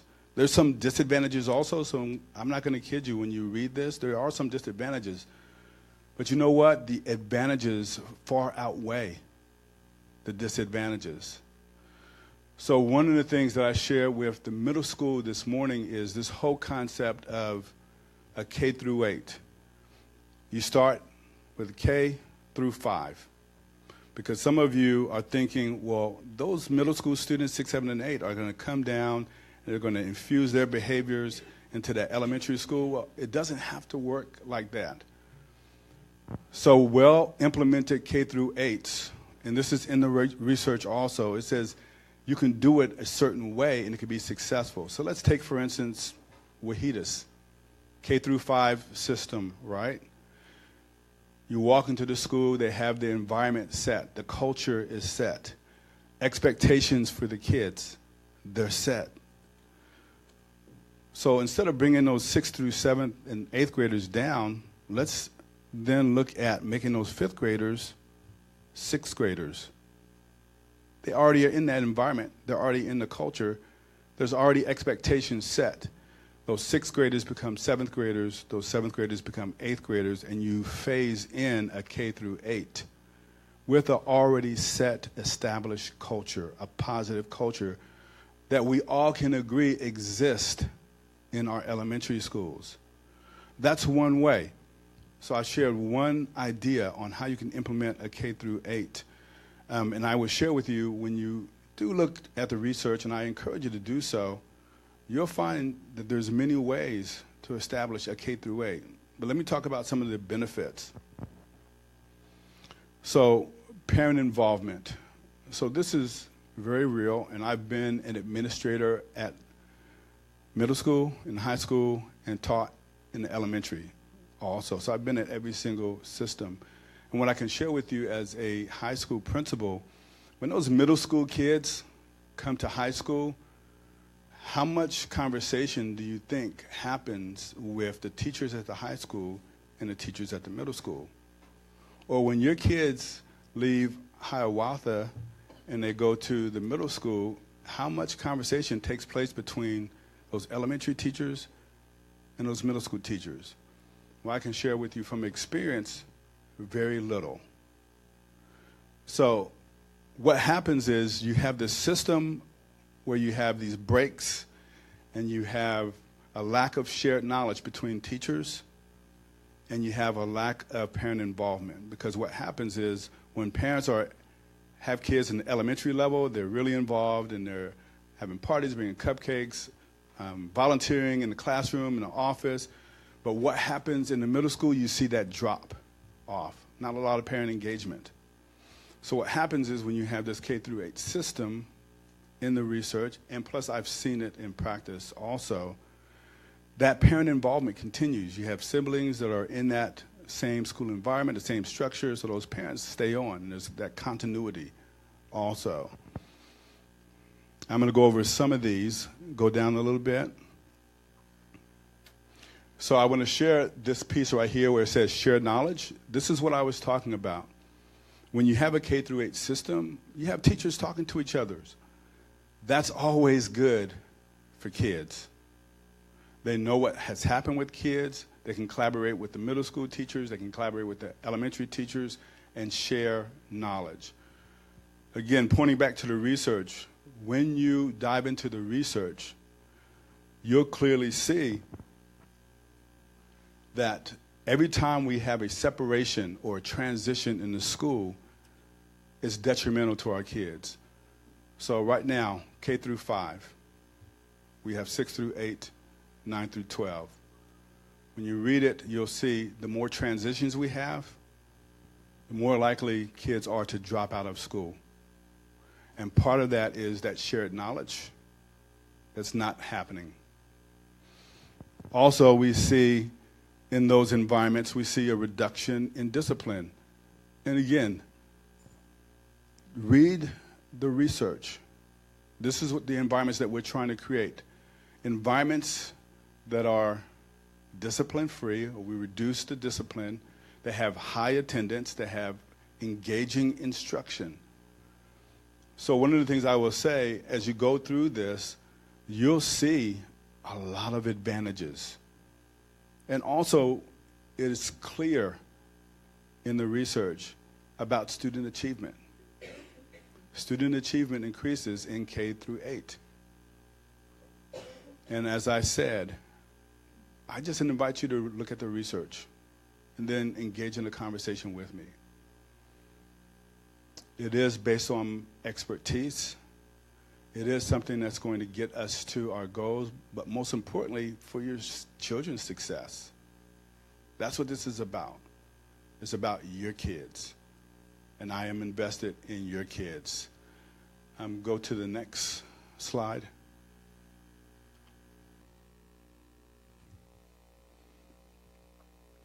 So one of the things I shared with everyone also is change is hard. It's difficult.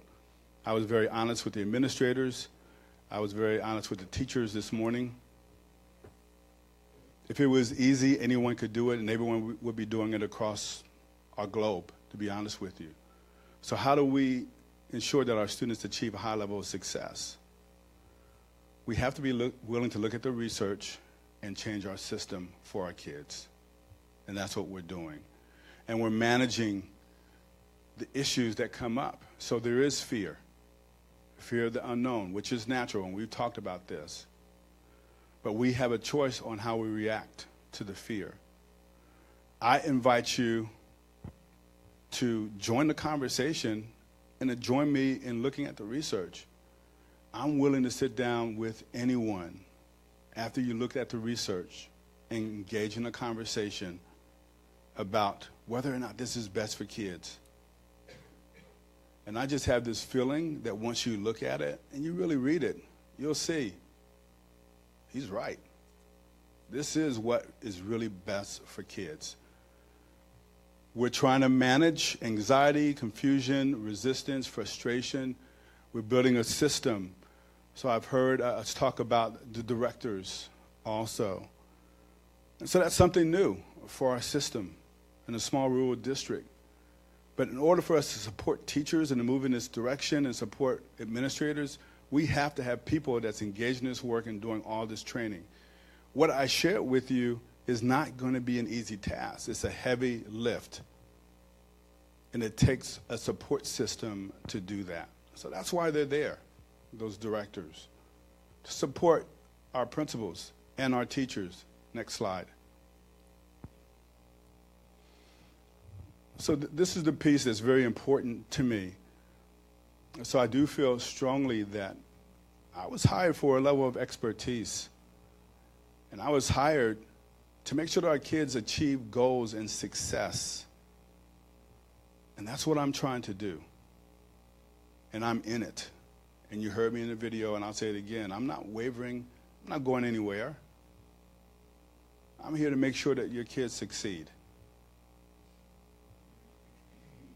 We're asking you to join the conversation. We're going to engage in the conversation with everyone, the entire community. And I'll bring up that slide in a second. But it's going to be around research teams. Research teams just means that I want everyone in Othello to understand the work that we're trying to do for our kids, and I want them to understand the research also. So research and study teams are just that, to research and study. I want us all in Othello to build our capacity around all those things that I talked about. So some of the things you probably have never heard about around design thinking or project-based learning, or maybe you have, but I want everyone to know. So you get to participate in how we're going to move the system for the betterment of your kids, our kids. Also, we'll have a research team around even K through 8 configuration. I'll be leading that work. I want teams of parents, students, community members, business partners, you name it. I want them there and engaging in this research together, really understanding the advantages of K through 8s, and then us talking about this as a community. How do we move in a way where we don't have parents coming, and I get it, sir, we don't want parents being upset about whether or not we're going to have bullies with the little kids. I understand that. So we talk about it, we research it, and we implement how this is going to happen, how the K through 8 system is going to happen. Go to the next slide. So one of the things that we are very sure of and very confident about is that we can't do this work on our own. It's not just the superintendent. It's not just our teachers or administrators. It's all of us. We cannot do this work for your kids unless everybody joins the conversation. That's what the message was for the teachers this morning. We're inviting everyone to the table for our kids, for your kids. So you see community, media there, parents, site administrators, staff, teachers, all the executive team, directors, superintendent, board, everybody gets to participate in the conversation in changing our system for our kids. Next slide. This is something I shared also with teachers at MMS. There's another meeting. There's going to be several meetings that take place over the next how many years. But what we want to do on the 16th, that's a district PLC, all of our teachers are going to be there. I'm going to meet with all the teachers and all the staff. I want them to hear from me, the superintendent. MMS heard from me this morning. The other principals delivered the message. But on the 16th, they're going to hear from the superintendent. We're going to answer questions, get some clarity. But I will share with them also a communication plan, how we're going to effectively communicate with everyone. I'm an open book. I'm transparent. I want everybody involved in the conversation. I'll share a timeline also. How do we make it happen for our students? How do we move together as a community? How will we organize these research teams and study teams using the entire community, having this conversation, educating ourselves, and then sharing that information with other people? An example, if I'm leading the K through 8 reconfiguration of schools and I have parents, teachers, staff, community members on my team, we're going to educate ourselves, we're going to research, we're going to become the experts on K through 8 reconfiguration, and then we're going to share with the other groups, because there's a lot happening in our district as we move to change for the benefit of your kids. Can you bring up the website?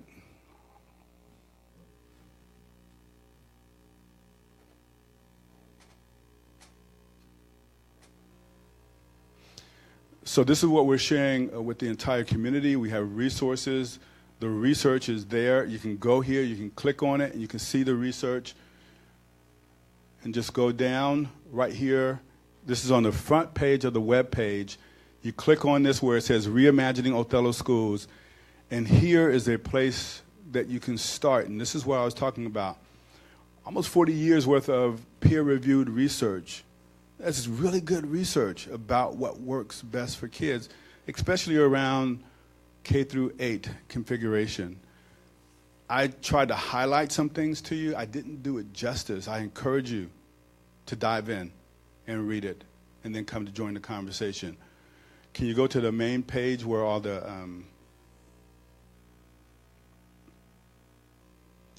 so here at the front page again, you can click an icon and you'll see what we're trying to do. You'll also see in the future invitations to meetings, parent community forums, invitation to these big research study teams, participating in the conversation.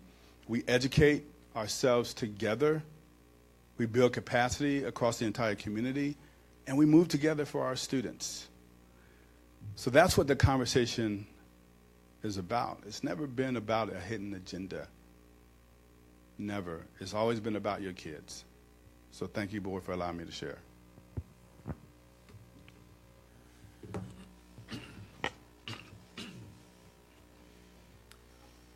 Thank you, Dr. Hurst. So there are a few other items in the superintendent comments. The board has any questions or any clarification there? I have a question or two about the presentation that happened at the schools today. I guess not questions, comments. So I've been talking to quite a few people today, different schools, different things. One of the comments was that there was not an administrator other than the building administrator. There was no one from the executive team at the schools to answer questions that the administration at that school couldn't. So there's still tons and tons of questions out there that I think that McFarland got a little bit more and necessary, but the rest are still kind of in the dark. So how and when are you planning on helping address those? I hope you're not waiting until the 16th. Absolutely not. So we actually have an email summary that's going out this evening that we're putting out just to clarify this is the direction. So that's going out this evening. There's a Facebook message going out also. I'm working hand in hand with Molly Curtis, who is our Director of Communications. She's from the ESD 123. So she's really putting together an aggressive communication plan where we can really get the word out to our teachers and then our next steps also. She's also helping with the timeline and then organizing the groups also. So a lot of work happening today around how we're going to communicate the word to teachers. Okay, great. Yes, absolutely. I think that was the biggest specifics about the K-8 Yes, sir. thing. Yes, ma'am. Thank you, ma'am. Other things. Yay, Hiawatha rain gutters! Finally. The OHS accreditation. however you say that word. Did we get it? This document doesn't really say, hey, we got it. Do we find out when we get it?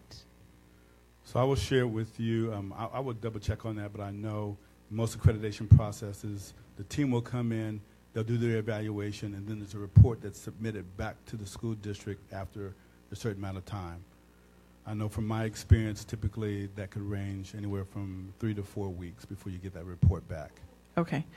So, but I will definitely check with Alejandro. Please do, because this just says, hey, we had a process. Yes. Right. The last sentence, Jen, says he's thanking the staff who made accreditation for OHS possible. Right, but that doesn't say, and we got it. I mean, it just said that the process happened. So typically there's like a 6-year accreditation that the school will receive. Okay. So I'll verify that. Thank you. Yes. Let's see, was there something else?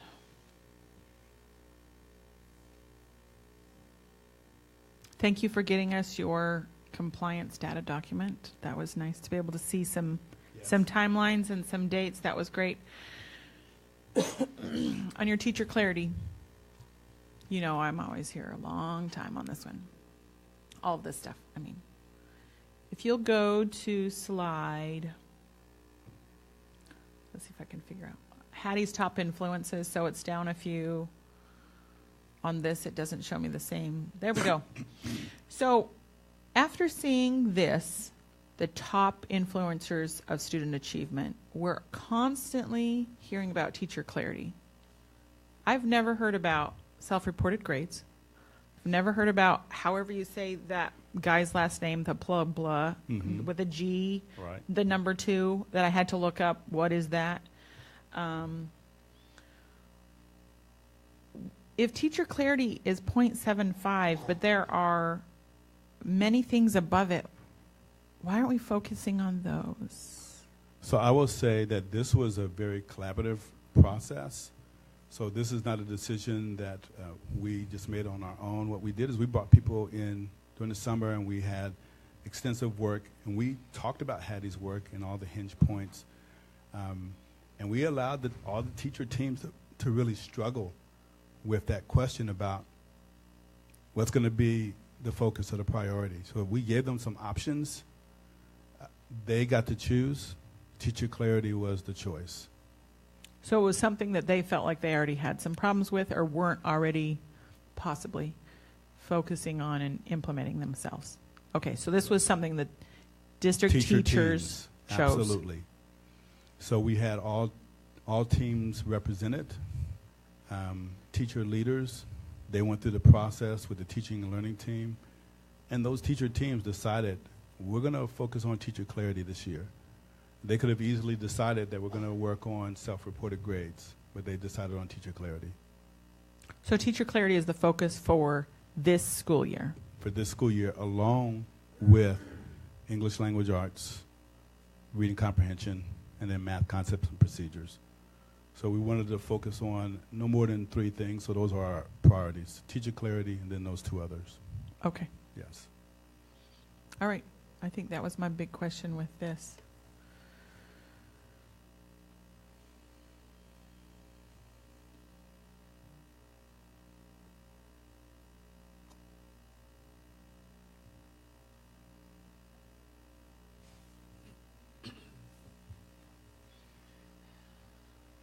Did you? Sure. We'll call it good there. Okay. You, Mike, do you have any questions about any superintendent comments or about Dr. presentation? I would hope. I mean, I hear the invitations out there. I think it was Lindsay Prose that made the comment that she would hope that people were open-minded. I concur with that. There isn't a bulletproof answer. We recognize that. We know that. There are going to be issues, but as he so eloquently stated, we're going to address those issues. Their concerns, they're legit. They're totally legit. And I'm sure it's not just the 2 of you that spoke about your concerns that, you know, based on what I saw on social media today, there's a lot of people that do think the way you all do. But the fact that this is, he said it, it's hard work. and he's not going to do it by himself. We're not going to do it just us. It's going to take anybody who is interested in our kids. Everything we do, and you've heard it said by several more board members, the end goal is our kids. Is there going to be a perfect answer? No, there isn't. But I heard it repeated several times today. What we're doing isn't working. And to me, that to a certain extent is almost a cop-out to try to reinvigorate something. It can't be an excuse. We need to do something. And when I say we, I mean the entire community. Everyone who's listening, we all have a stake in this. My daughter's a senior and she's gone. I have no more kids in the school district. But you can rest assured that this is important to me because I live in Othello. I love Othello. And unless I win the lottery and have a lot of money, I'm going to move somewhere else. But like Dr. Hurst says, we're here to stay. The lottery would make you move? Oh, if I had a lot of money, I mean, that's what I meant to say there. But no, it's important. Our goals are very specific to growth. If you'd have said 10 years ago, 15 years ago, a tractor running itself, a semi-truck going cross country without a driver, I mean, these things, I was home in Sugar Beach when I was 7 years old. I would have never thought that this stuff was possible. But here we are. I'm almost 50 years old now, and this is our, and it really isn't our future. It's going on today. It's going on today. We may not need, the irrigation district because they're going to have robots that are going to go open that gate, and Izaro's going to have to go back to school, and, all this is happening. So these are issues that we got to address. And I'm very confident that if we approach this with an open mind, recognizing that my opinion may not be the correct one, Dr. Hurst may not be the correct one, but there's room for improvement on both ends. We're going to dive into the research. Mr. Michael's going to come back with questions. You know what? You're right. I saw this paragraph, and it means this or that. I mean, how do you interpret it? And we're going to come to a happy median. Just so we all know that the end goal is that the school district produces the opportunities for our kids to be successful. And I think that's going to be the key to this working. It's not going to be what I think, what you think. It's not going to be calling each other out on whether it's on social media or in person. I mean, picking fights or arguments, not fights, trying to get my point across, but coming to the table and being a part of it. This is very time consuming. You folks could be at home with your kids doing something else tonight, but you're here because you care. And that's why we're all here. So just so we come to the conversation with the mindset that what we want is what's best for Othello. I don't want to be at home worried about a bully with my kindergartner, like somebody said, or my third grader. But the research states that there's ways to tackle that. There's systems, there's programs to put in place if they're not yet, to make sure that those things don't happen or to try to minimize them, because you're not going to eradicate the problem, but you're going to do your best to make sure that it doesn't happen. And I would just hope that we're sincere in our commitment to this, and that we keep the end goal in mind. It's all about the kids. I don't know how to follow that up. Can I suggest something? Yes. What if we did like a public forum like we did with the school safety? Has that been discussed? I think I heard it mentioned there's going to be a lot of those. Yes. Okay. Absolutely. Yes. Okay. I think that's our expectation, that there will be a lot of those. Okay.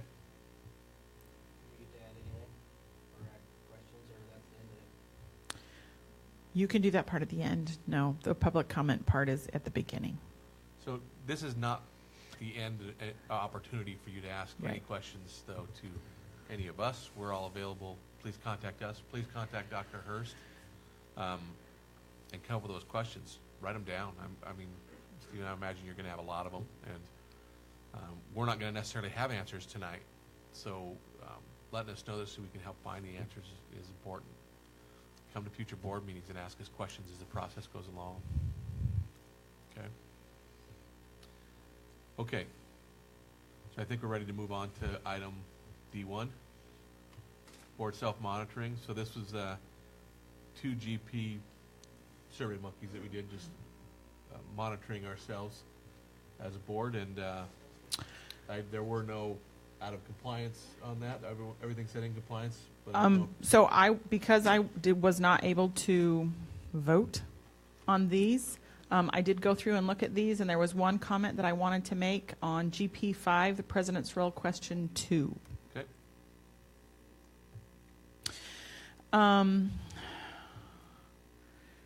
I now, today, think I would have voted in compliance with the following exception. So I was blindsided by the K-8 proposal, and I went and talked to Chris today about this. And Chris did mention in his presentations that the board was aware of this. But he said that the president of the board was aware of this, and the president was not disseminating this information to the board. So I would have voted this one not in compliance.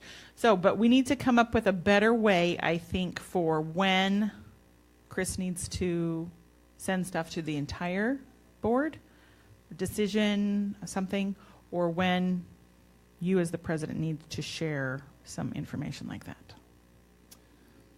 So about his presentation today specifically?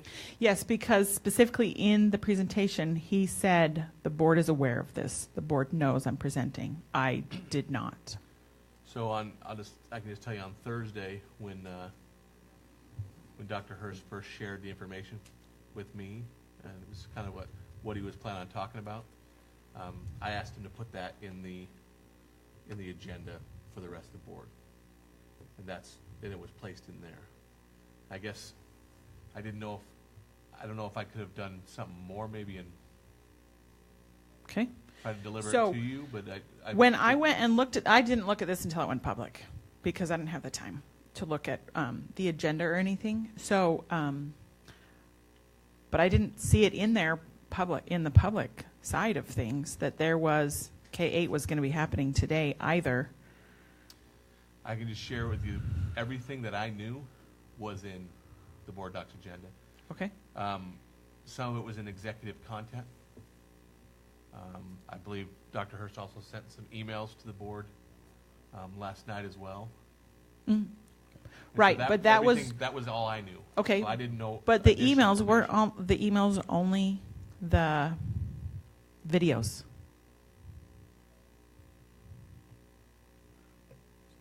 Can I clarify? Yeah, please. So, I'm just getting out a steak right there. So yes, please save him.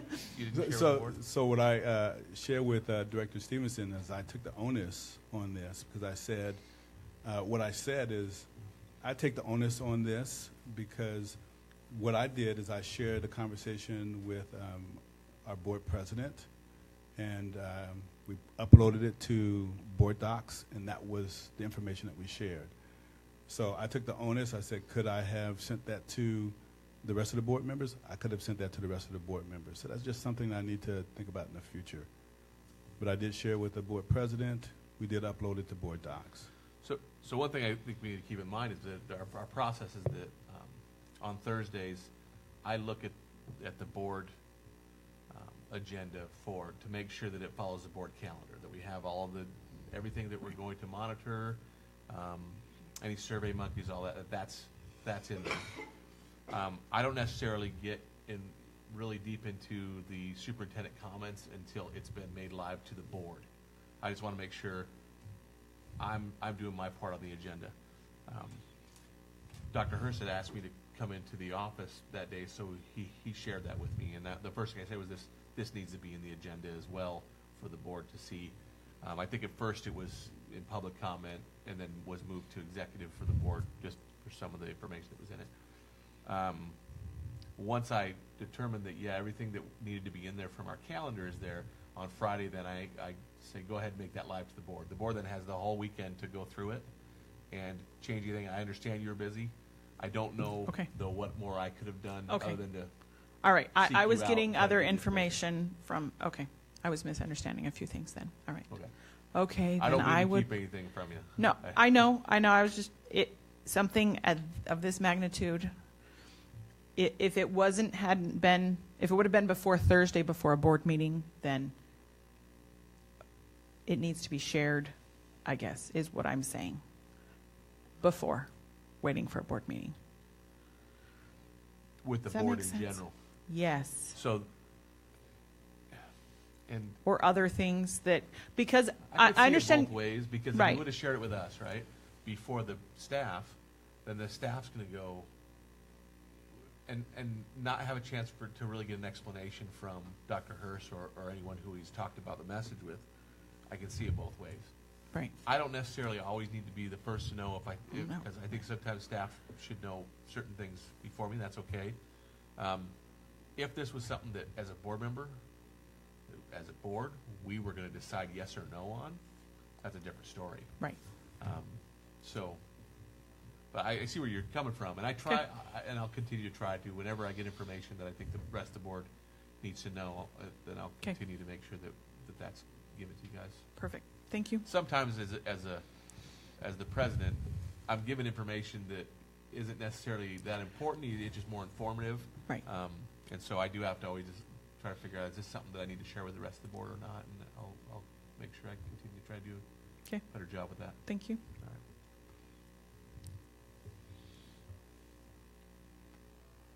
Anything else on GP 5 or 6? So based on that, is there any, it's found in compliance with all, or is the board okay? Okay, so I'll accept a motion to approve. Well, no, we don't have to approve anything. This is just going to be what decides our monitoring response document, so nothing to approve. Okay, so we'll move on to review, discussion, revision of current board policies.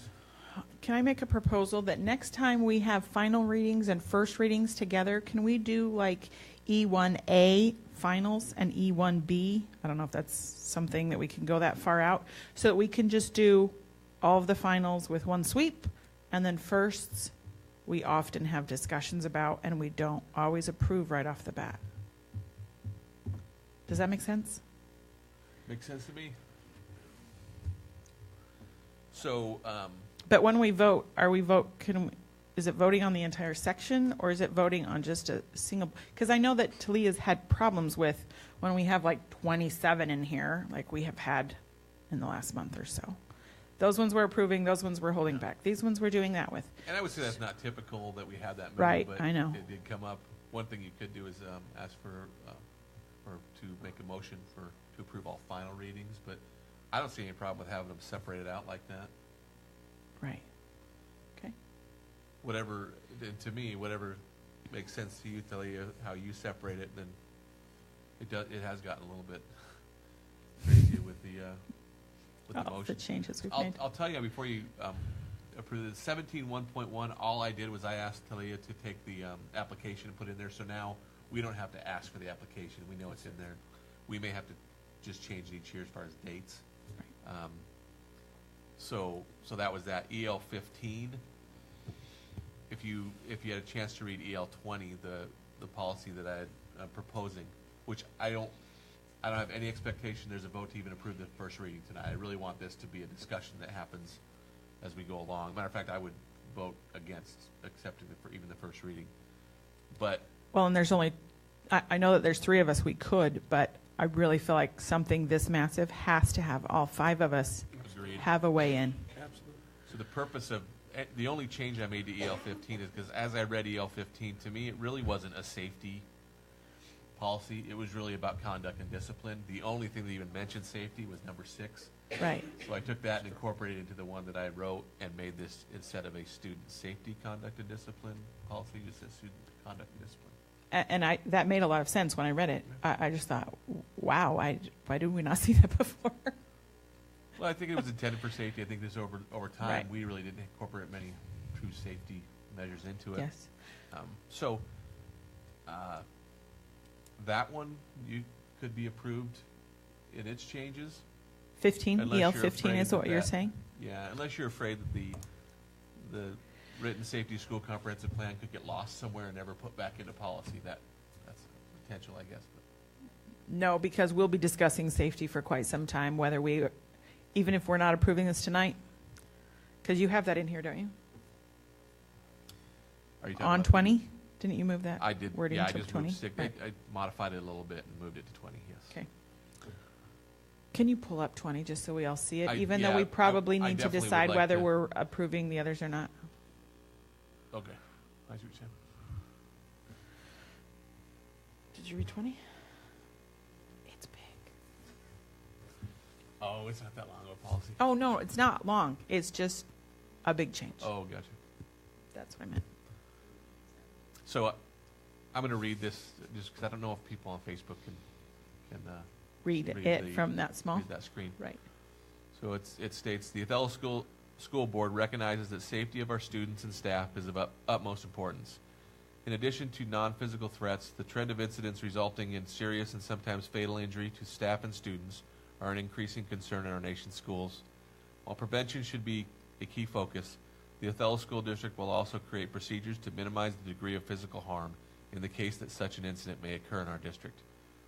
Therefore, the superintendent shall not cause or allow a failure to train staff to identify behaviors in individuals who may be a threat to themselves or others, to know when and how to refer those individuals to mental health specialists, and have procedures in place to follow up with the outcome of those referrals.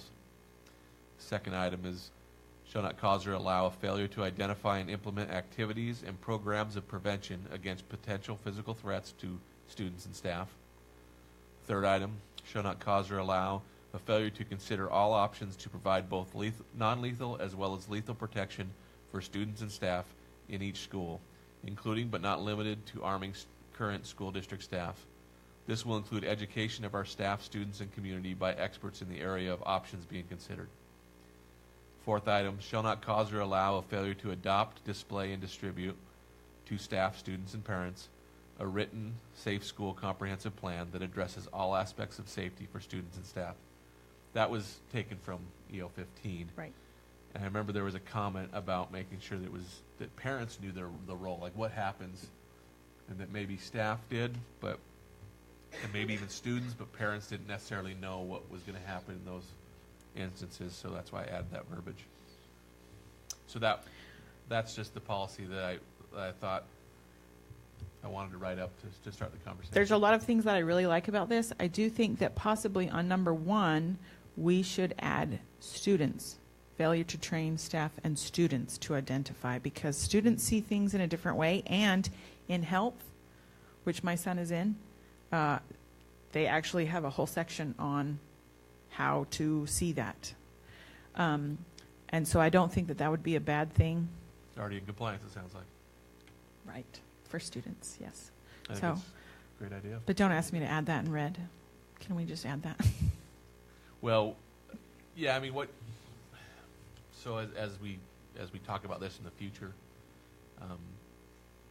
you're welcome to look at it, add and remove things as board members see fit. And we might have 4 of this policy that are going to be looked at in a board meeting, and then we'll pick and choose words that we like and verbiage, and I think that's how you get a policy refined. Mm-hmm. And I did like that you added into that students and staff need to have programs of prevention, basically saying that students also should be taught, what's the policy called? The training thing? Well, actually, what I meant there, so this was in response to some comments about things that we can do to engage kids, after-school programs, things like that, to keep them included and not feeling like they're becoming a loner. And so I was just saying activities and programs of prevention against the harm to students and staff. So whatever those activities and programs might be that would result in preventing these physical threats to students and staff is what I meant there. I wasn't necessarily saying that. Right. But yes, I mean, it could be interpreted quite different ways. Also be interpreted it's not called fight or flight, it's called the barricade, run, hide, fight. There we go. Thank you. So, that students are also a key component of that they need to be trained as well. Because that was a specific comment that was made, that students need to be trained in that as well, not just the staff. So it could be interpreted that way. Doesn't necessarily mean it has to be interpreted that way. So, right. Could we possibly provide maybe a class or a course for people, for students and teachers to be able to see mental health issues, I know in health, I guess, I took health, but I mean, I didn't actually pay attention, so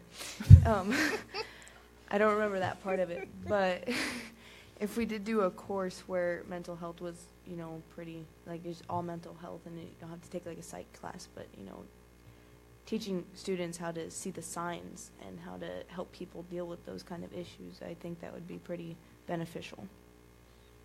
I agree, and the thing about a policy that the board ends up in the end creating is this is holding the superintendent accountable to look at those options and come up with those types of programs. So I'm certain there will be a process of getting input from students and staff and parents and community about what type of programs would be implemented.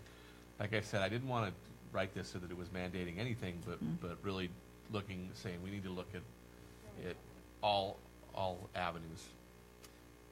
Prevention's key, but I just do believe that, God forbid, an incident happens. I want us to be prepared to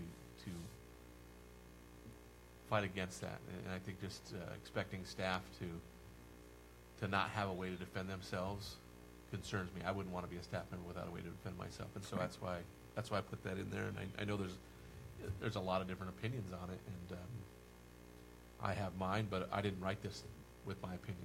It would have been a lot shorter.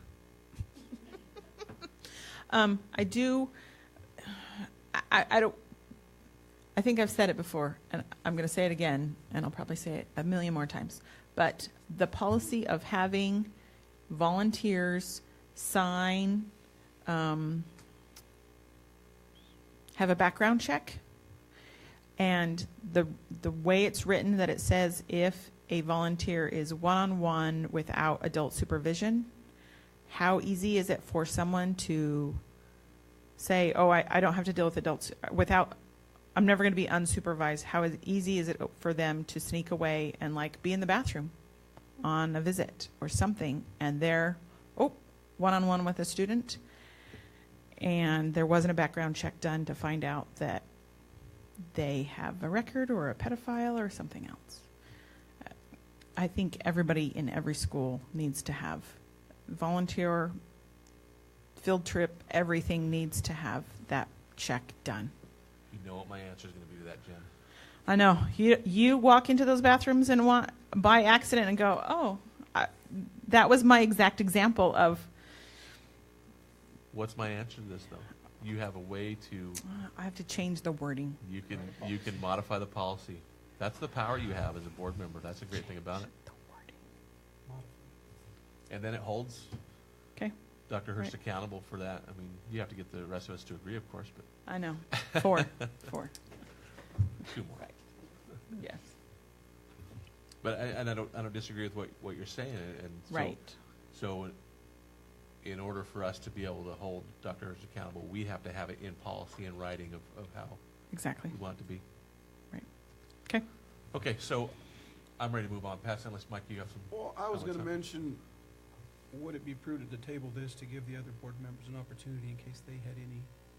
Well, that's what I was saying. I wouldn't vote for even a first reading on this. By us not voting on this one, it will stay in policy review, and it'll be there the next board meeting again.